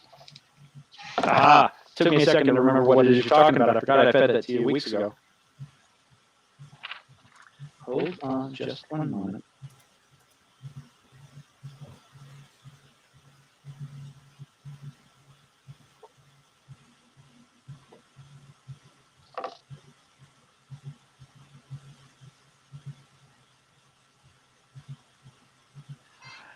Oh, Janir's gone missing? That's why she hasn't been around. Who's I Janine? hadn't heard that. She was a nice young lady who would come and volunteer here on the weekends, and she would help take care of the kids. A lovely, lovely young lass. She's disappeared. That's tragic. Oh, that's awful. What exactly was She she doing when she was hasn't been around lately. I'm sorry? What exactly was she doing when she was volunteering here on the weekends? So she would help prepare meals. She would, supervise the children as they played and just help clean up around here. She was a lovely volunteer. How long was she volunteering here before she disappeared? Oh, she's been by here for a year at least, on the weekends. Could you describe her for us? Oh, sure. She's a young fair maiden, blonde hair, green eyes, lovely green eyes, and she's just such a sweet disposition. She was like a ray of sunshine wherever she walked. When did you have the locks installed? Those locks have been installed for years. For years? For years and years. Yes. And Janir, was she a human, or what was her race? Yes. Yes, indeed. She's a human. And did she have any nicknames or anything else that people called her? I don't know. You never heard anyone call this Janir Jill or anything like that? I would know a Jill if I'd heard that name, I'm sure. No, no one has ever called her Jill. Her name is Janir. I don't believe Jill is short for that. Is Jill short for that? Well, sometimes people have shorter nicknames, etc. Well, with us gnomes, you can never have too many names. I can't understand why anyone would ever want to chop syllables off a perfectly good name. You're speaking my language. Would you happen to know where Janir, where Miss Everdawn lived? She has a house that's nearby, I believe, a few blocks away. And I believe she was over on Middle Magma Street, if I recall correctly. I will look up her address for you and find her. Give you directions. Was there ever any mentions of any family here, or a beau, or any sort of significant others? Not that I know of, but from what I understand, she was quite the eligible bachelorette. And did she have any profession or anything when how would she spend her time when she wasn't here? She seemed like a sweet girl. I didn't, she would come here and help out with the children. From what I understand, she was studying herbology. Herbology. Craig, can I do a perception check and go take a closer look at one of the locks on the doors? Absolutely. I need you to make 2 rolls for me, by the way. Okay. Same skill, just do it twice. Ooh, I got a digital dice that time. Oh, was that? Okay. Oh, on, wait. That, Give me a second. Same skill, second roll, please. Let's try that again. Okay. Yeah, you can. These locks look to be in really good shape, and they look to be really heavy. You are not a. You're not a thief or a rogue, so maybe you don't understand the inner workings of them very well. But I can tell you one thing: they don't look like they've been. Let me put it this way: you don't know how lockpicks work, because that's not your bag at all. No. Okay, but these locks are in excellent shape, almost like pristine shape. I turn back to Gretchen. Keegan Geld. Where could I find him if I wanted to go? He's got a shop a few blocks away. All right. You don't think Keegan's involved, do you? Oh no! I just I work at a bar. They were mentioning that some of their locks are sort of falling apart. So I figured maybe I'd go check out for them on behalf of them, see if we can pick up some new locks for the bar. So. Well, Keegan is a long-standing community member of the city of Cauldron. He's very well respected and is a very well-respected businessman. Oh, So yeah. be very careful Absolutely. tarnishing his name With with any sort of unfounded accusations. Just looking to make a business transaction, helping people out. Well, his shop is over on Lava Avenue between Low and Middle Tome, so it's worth southwest corridor. Birch. Southwest Cauldron. Birch, I wonder, you as someone who knows the woods and herbs and such, do you sense that these beds over here where the children were taken from, or the room, is there anything out of the ordinary at all in terms of perhaps the use of herbs, etc., or any sort of thing that you are aware of? Interesting. What?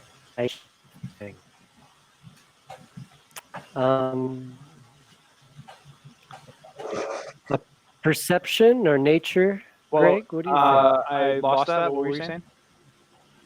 I'm going to examine the beds in the areas. Okay.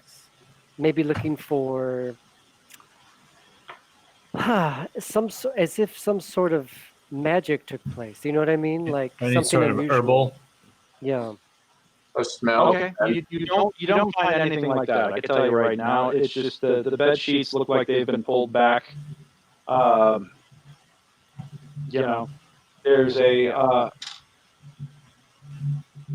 There's a stuffed ant keg on the dwarven kid's bed that is actually like laying discarded off to the side of the bed like a stuffed animal. You know, almost like it would be a teddy bear except it's an ant keg. Fun. I don't think anything unusual happened. Yeah, I don't know, guys. I don't know. I feel stuck on this. Well, I'll tell you one thing. I appreciate the fact that you all seem to care a lot. The town guardsmen, when they came through and they asked their questions, they didn't seem to care. But you're nice. You're like those two investigators from the mayor's office. I appreciate the fact that you seem like you genuinely care. That thank you.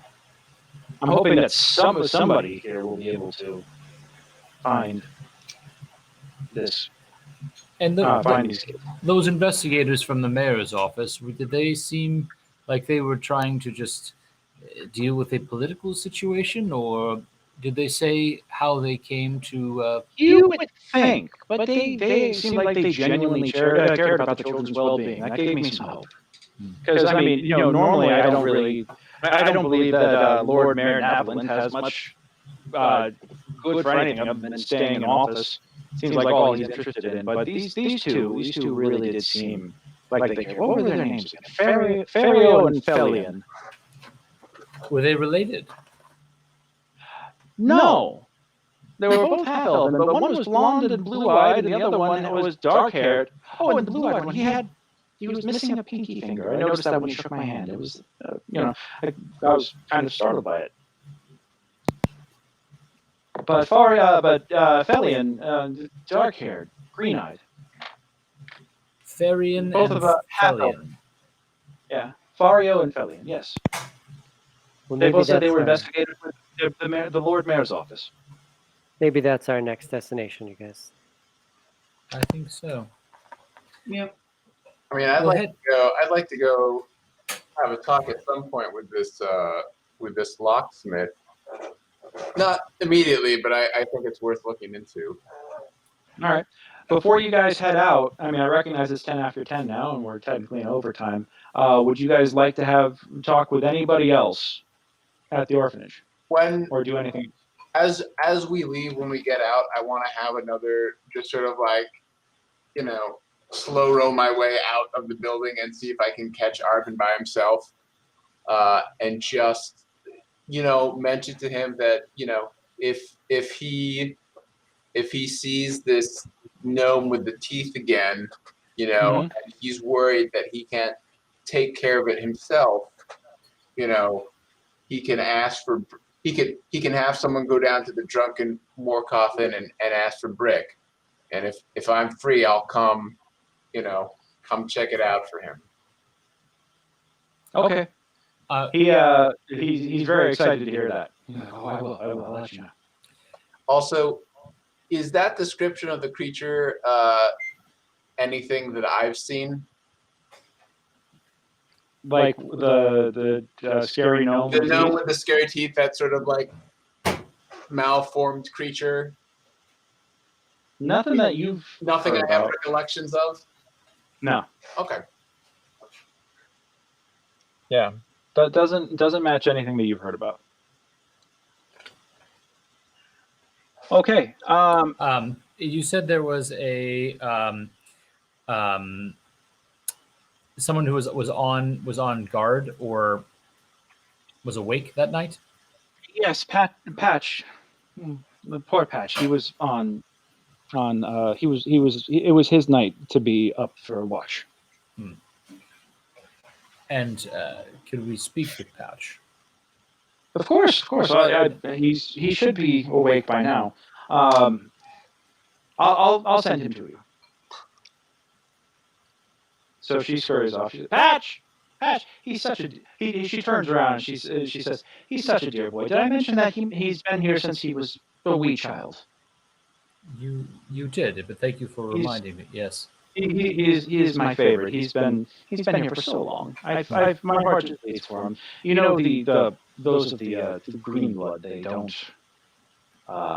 There's such a strong, terrible bias against them. I found him to be nothing but a wonderful child. He's and he's grown into a fine young adult here. Now he's decided to spend his life working for us and helping us here. He typically just cleans up around here, but he also takes care of things at night. So yes, Patch, and she scurries off and Patch, come here. There's a group that wishes to speak with you. And he kind of comes in. Patch. Yeah. So what you guys see is by the way, I've had this sitting on my. You can open up Matt. You can open up the chat window real quick, so our viewers at home can follow along. But I forgot that I have a picture of Patch. I do have pictures of both Gretchen and Patch for y'all. Ah. View details page. Just so y'all can.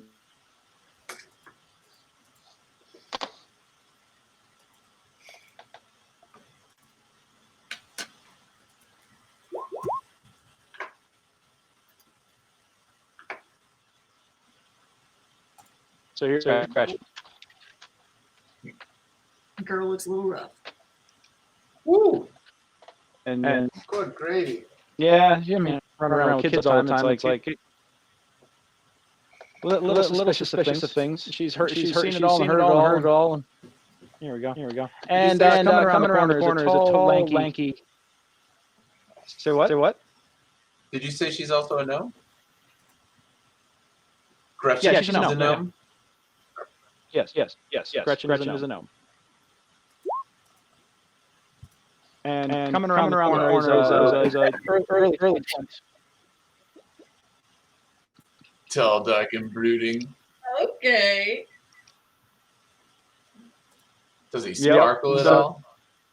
No, he doesn't sparkle. He doesn't sparkle, but he kind of comes in, and he's early 20s, and he's like, "Hi." So, But he kind of comes in, and you can tell he's like suspicious of everybody.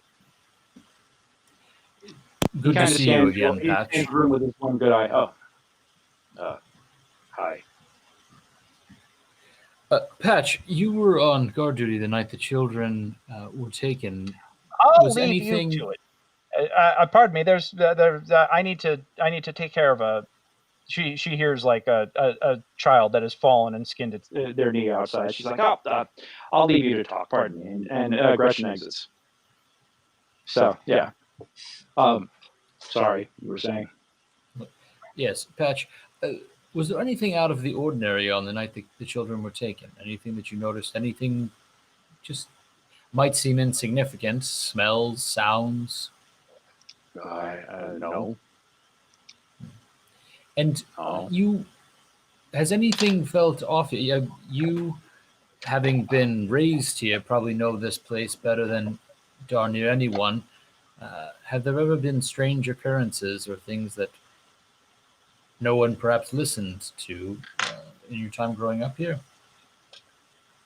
I mean, no. Like, what do you mean strange occurrences?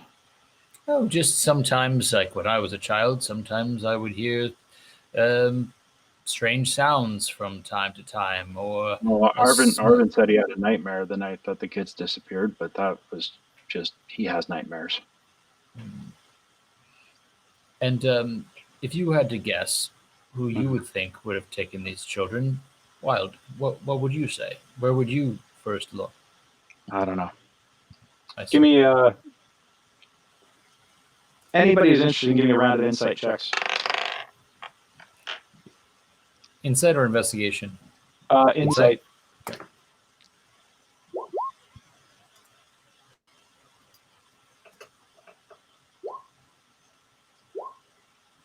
What is this? What the hell? you just don't want to. You don't like kids. You're completely not. Katha is off in another room. Cat is about to fall asleep at the desk, is what's about to happen. All right. Well, we'll be wrapping this up very shortly.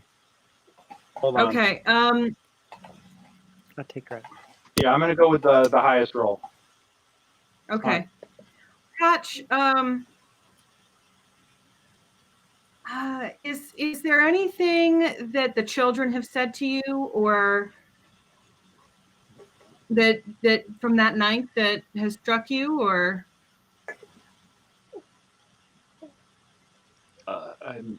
Well, the kids are all upset. Sure. You know, this is pretty terrible. I mean, 4 kids disappear out of their bedrooms, just like or out of the common rooms, no trace, nobody heard nothing, nobody saw nothing. It was terrible. I think the most terrible thing is people not saying nothing. What do you mean? Just Well, saying. if someone knew something and didn't say anything, and something bad were happening to those kids, I mean, they'd almost be responsible. What? Well, sure. Like What do you mean? What do you mean they'd be responsible? Well, if someone saw something and didn't say anything about it, and something really bad were to happen to those kids, and that person could have spoken up, that might be some information that saved them.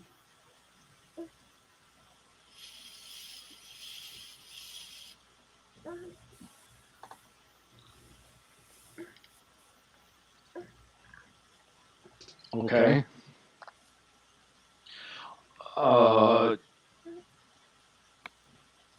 Give me a persuasion check with advantage. Is that shift? I'm sorry. Persuasion. Is that shift for advantage? Yes.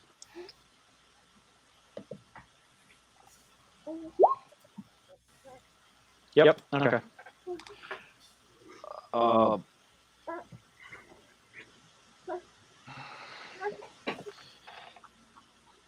Yeah, he looks really upset. Okay. Okay. Can I wasn't here. I wasn't here that night. I don't know what happened to those kids. Where were But I you? think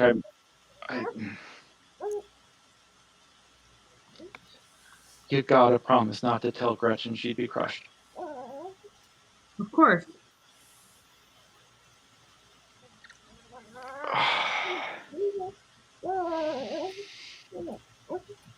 Oh, this is gonna sound bad. Oh, this is gonna sound bad.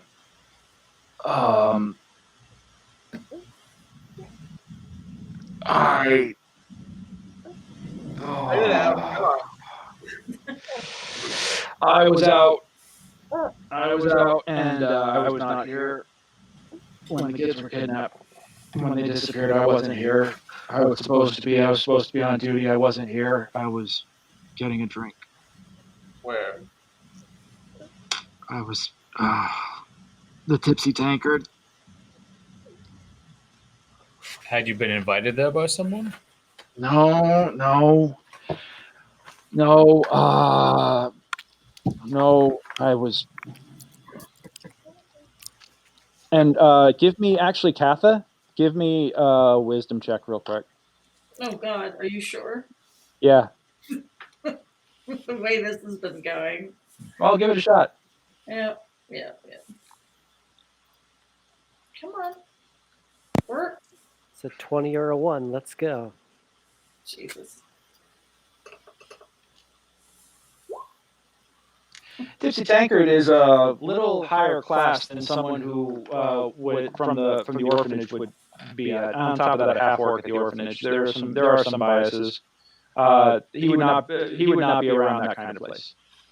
It's sort of like where the merchants go to drink. Okay. So I might chime in with the Tipsy Tankard. Doesn't seem like your kind of place there, bud. How'd you end up there? Why'd you choose that place? Oh, okay. I wasn't drinking there. I need y'all to. Oh no. Oh God, no. Oh God, no. Drek. Okay. Get off quick.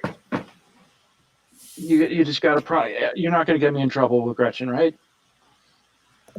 Chris doesn't have to do anything. Okay. I was.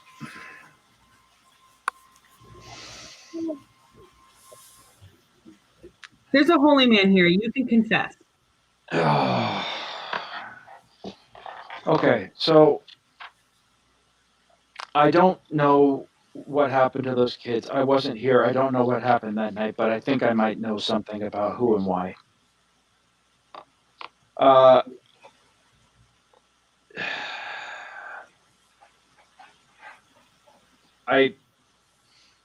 couple of months ago,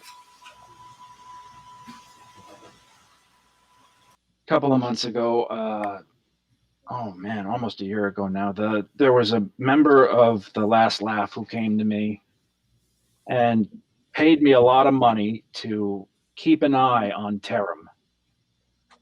Keep an eye. They didn't tell me why. They didn't give any reason. He just paid me a lot of money, and I mean a lot of money, to keep an eye on him.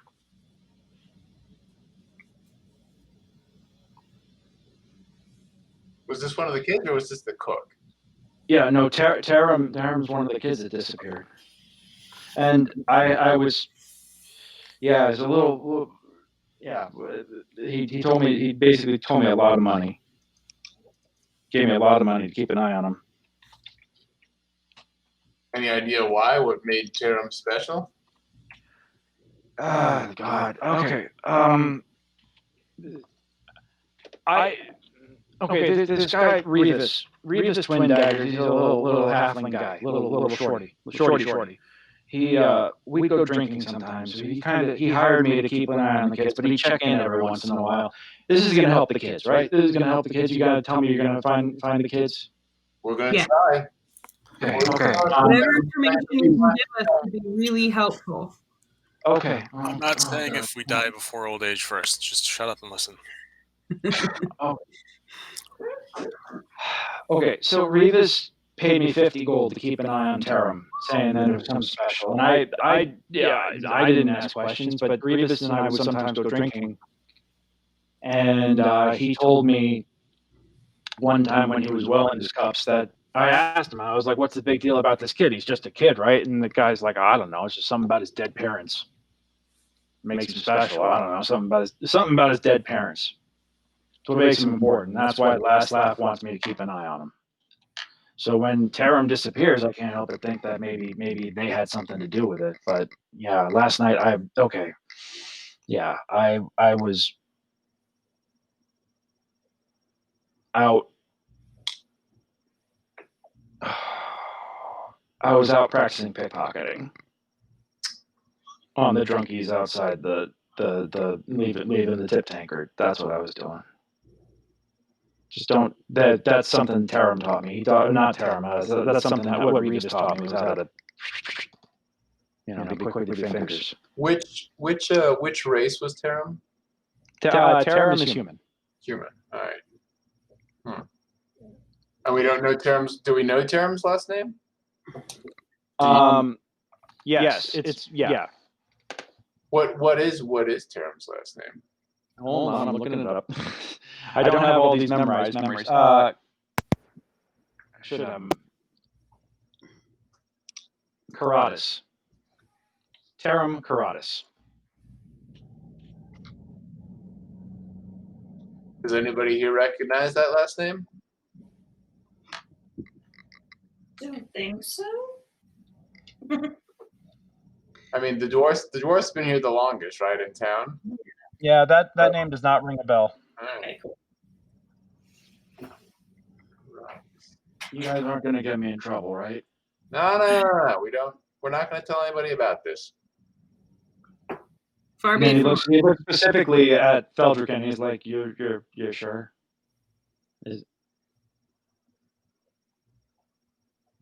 I'll look at Feld. Paul, I think you're muted. Oh, sorry, I was, yes. Sorry. Yeah. Okay. You're leaving me with Yes. like a dramatic pause. I'm like, Yeah. "Oh." Feld, come on, throw the kid a bone here. Yes. No. I pursue the greater evil. You shared your knowledge and helped us to try and find these children. You have nothing to fear from me so long as you are not doing anything to actively hide or harm these children. No, yeah, okay, thanks. We all get to make choices after our mistakes of how we choose to live, Patch. This is your opportunity to walk the brighter path. Okay.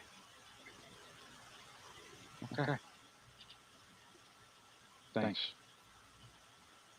Means a lot. If you think of anything else, just let us know. I haven't seen Revis in a while. They haven't sent anybody. Nobody from the Lath has been by. Do you have any idea where we'd be able to find them? No. Revis is the only one I ever talked to. And I haven't seen him in months. He hasn't shown up at the tavern you were drinking at? No. And do you think Tarum was his real name? That this Tarum Karatis was his real name, or perhaps just the name? For everything I know, yeah, I think so. I mean, I don't know these kids. They, he's been here since he was a baby. I see. Yeah. Do you know the situation and under which he came to be here? Not really.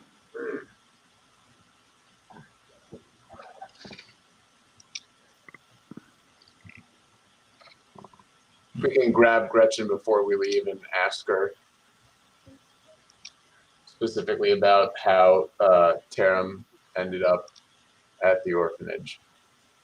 Okay. She informs you that he was. Matter of fact, yeah. As you guys are wrapping up, she comes back in. You ask the question. She's like, "Oh, I think that he, if I remember right, he was left on the doorstep. I will have to look at my records, but I think he was left on the doorstep." Right. And Gretchen, did Taram have lose my Feltrican voice? Taram, did the boy have any birthmarks or any sort of strange physical aspects about him? Not that I've seen. That's an interesting question. No one's asked that before. No, not that I've seen. And he was just left in a blanket. Nothing In a strange at all. basket. Yeah. No letters or anything with that basket. I will have to look at my records, but if I recall correctly, he was left. Or was that Salvatore? Oh, you know what? Let me look at my records, and I'll find out, and I'll get word to you. Thank you. I keep detailed records on all the kids, but the mind age just ain't what it used to be. You know, when you get to be my age. How old are you? If you don't mind me, if that's not. Oh, that's rather forward. I would say that in human years, I would say I'm approximately in my early 70s for what the humans would be. What would the conversion rate, Greg, be for gnomes? I mean, it's almost the same, but she's kind of fucking with you a little bit. It's almost the same, human and gnomish years. So she was born hypothetically around the time. Look, if she looks old and she's a gnome, she's way over 75. Yeah. Okay, so then she was presumably here at the great disappearance, the vanishing. Correct. All right. Yeah. I think we've actually already gone like half an hour over time at this point. And I know that we've got some folks who've got to be up early, so I'm going to go on ahead and say let's. Katha is ready for lunch, so Katha is gonna head out, I think. But if you guys want to take 5 more minutes and ask any other questions, I'll give it to you guys. But Katha, if you want to drop off and go get a bite to eat and say that you meet him at the mayor's office, we'll pick it up there next week. No, I'm gonna say I have something else to investigate. It might be in the shape of a pocket, but there'll be an investigation. It might be in the shape of what? Of a pita pocket. And a pita. Okay. Yeah. That's fair. All right. So, Katha takes off. Anybody else need to take off real quick, or do they want to stick around for like the last 5 minutes? I should probably head out. No worries. All right, guys. We will catch two of you next week. Side investigation of a falafel cart. See you at the mayor's office. Okay. All right. Yeah. And the good thing is there's a falafel cart like right down the street, so that works out. I've got to take my creature outside. She's been asking for about 20 minutes, but Go for it. Okay. all right, guys. No worries. All right, so basically with the last 3, we'll wrap this up. Everybody else starts moseying outside. You guys are asking final questions. Good night, Adam. And good night, Lauren.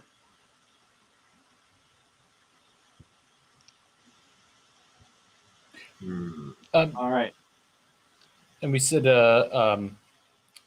this, I guess all of the locks of the orphanage were installed and built by the same lockmaker, correct? By Keegan, yeah. He's done most of the town. Gotcha. I would say he's done most of the town. I mean, he's the only locksmith in town, and he does excellent craftsmanship. I paid a pretty shiny coin for these locks. So Gretchen, you were here when the vanishing occurred? Oh no, I wasn't here when the vanishing occurred. I actually was originally from the Sword Coast, but I've been here for about a good 40 years now. All right. So okay. All right. Do you know anyone in town who was here during the vanishing? No, most of those folks left. I think there's some of them are up in Tashluta. Is that a region of the city?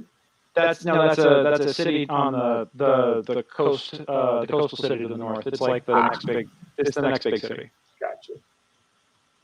And if we were to go there, is there a particular place that we should look to? There's quite the gnomish population in Tashluka.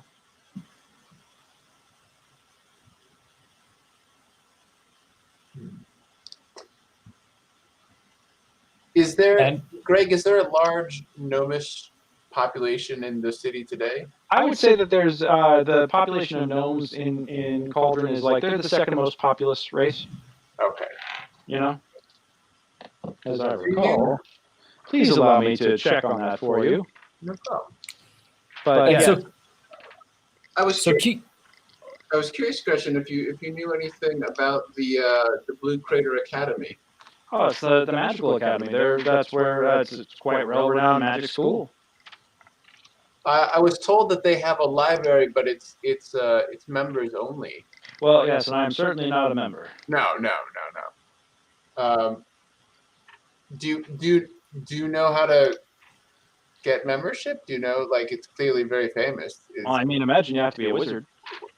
Yes, that would be a That's step one. Step one, no magic. Step two, profit. Yes. so Keegan's well known in the city. What race is he? He's a gnome. Oh, and pardon me. Actually, I think the city is in fact mostly human. It seems like the humans outnumber almost everybody else 4-1. But then it's halflings and gnomes are the next most populous races. Halflings and then gnomes.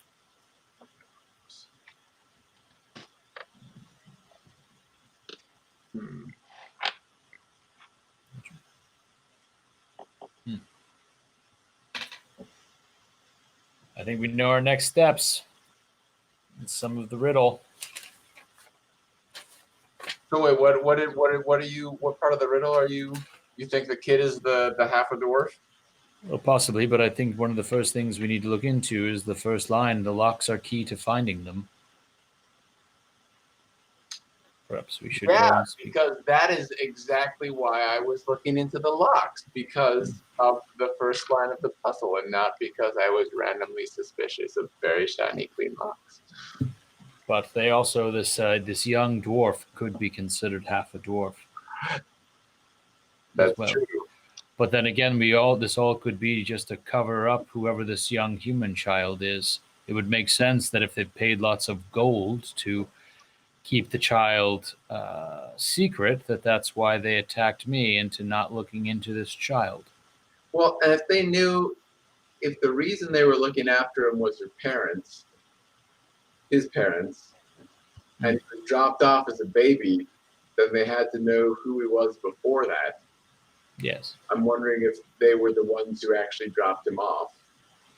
Like, they knew he was of some sort of import and placed him somewhere out of sight for a number of years until he got old enough or a situation arose where they could use his lineage to do something. Or he's an illegitimate child of a noble family, or any number of things. But I wouldn't put it past it that they were the ones who. Well, no, because the last laugh is recent to the city, right? Relatively. And we're talking. Like within like the last 18 months or so, they've really Okay, been and building the up kid a who got stolen is much older than that. Like, he was like 5 or 6 or something. Well, the kid is a 9. All right. Yeah. They somehow found out his lineage, even though he was dropped off as a baby. So someone knew who he was, and the last laugh found out about that. Interesting. Well, what would it? But then this question pops in your mind: what would a thieves' guild want with an orphan?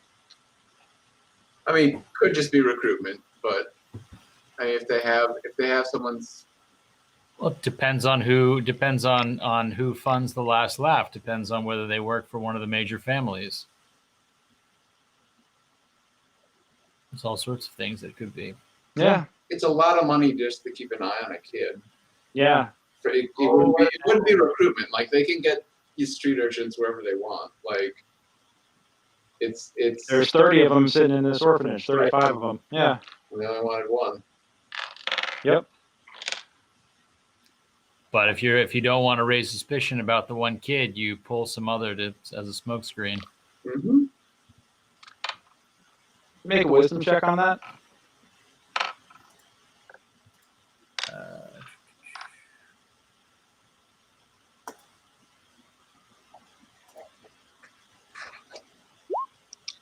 Yeah, that sounds about right.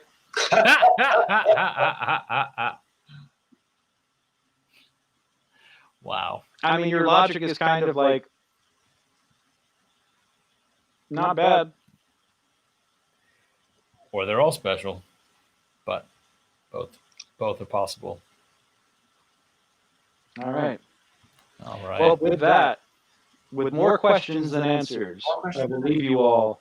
Tune in Until next week when they go to the mayor's office, and then from there to parts unknown.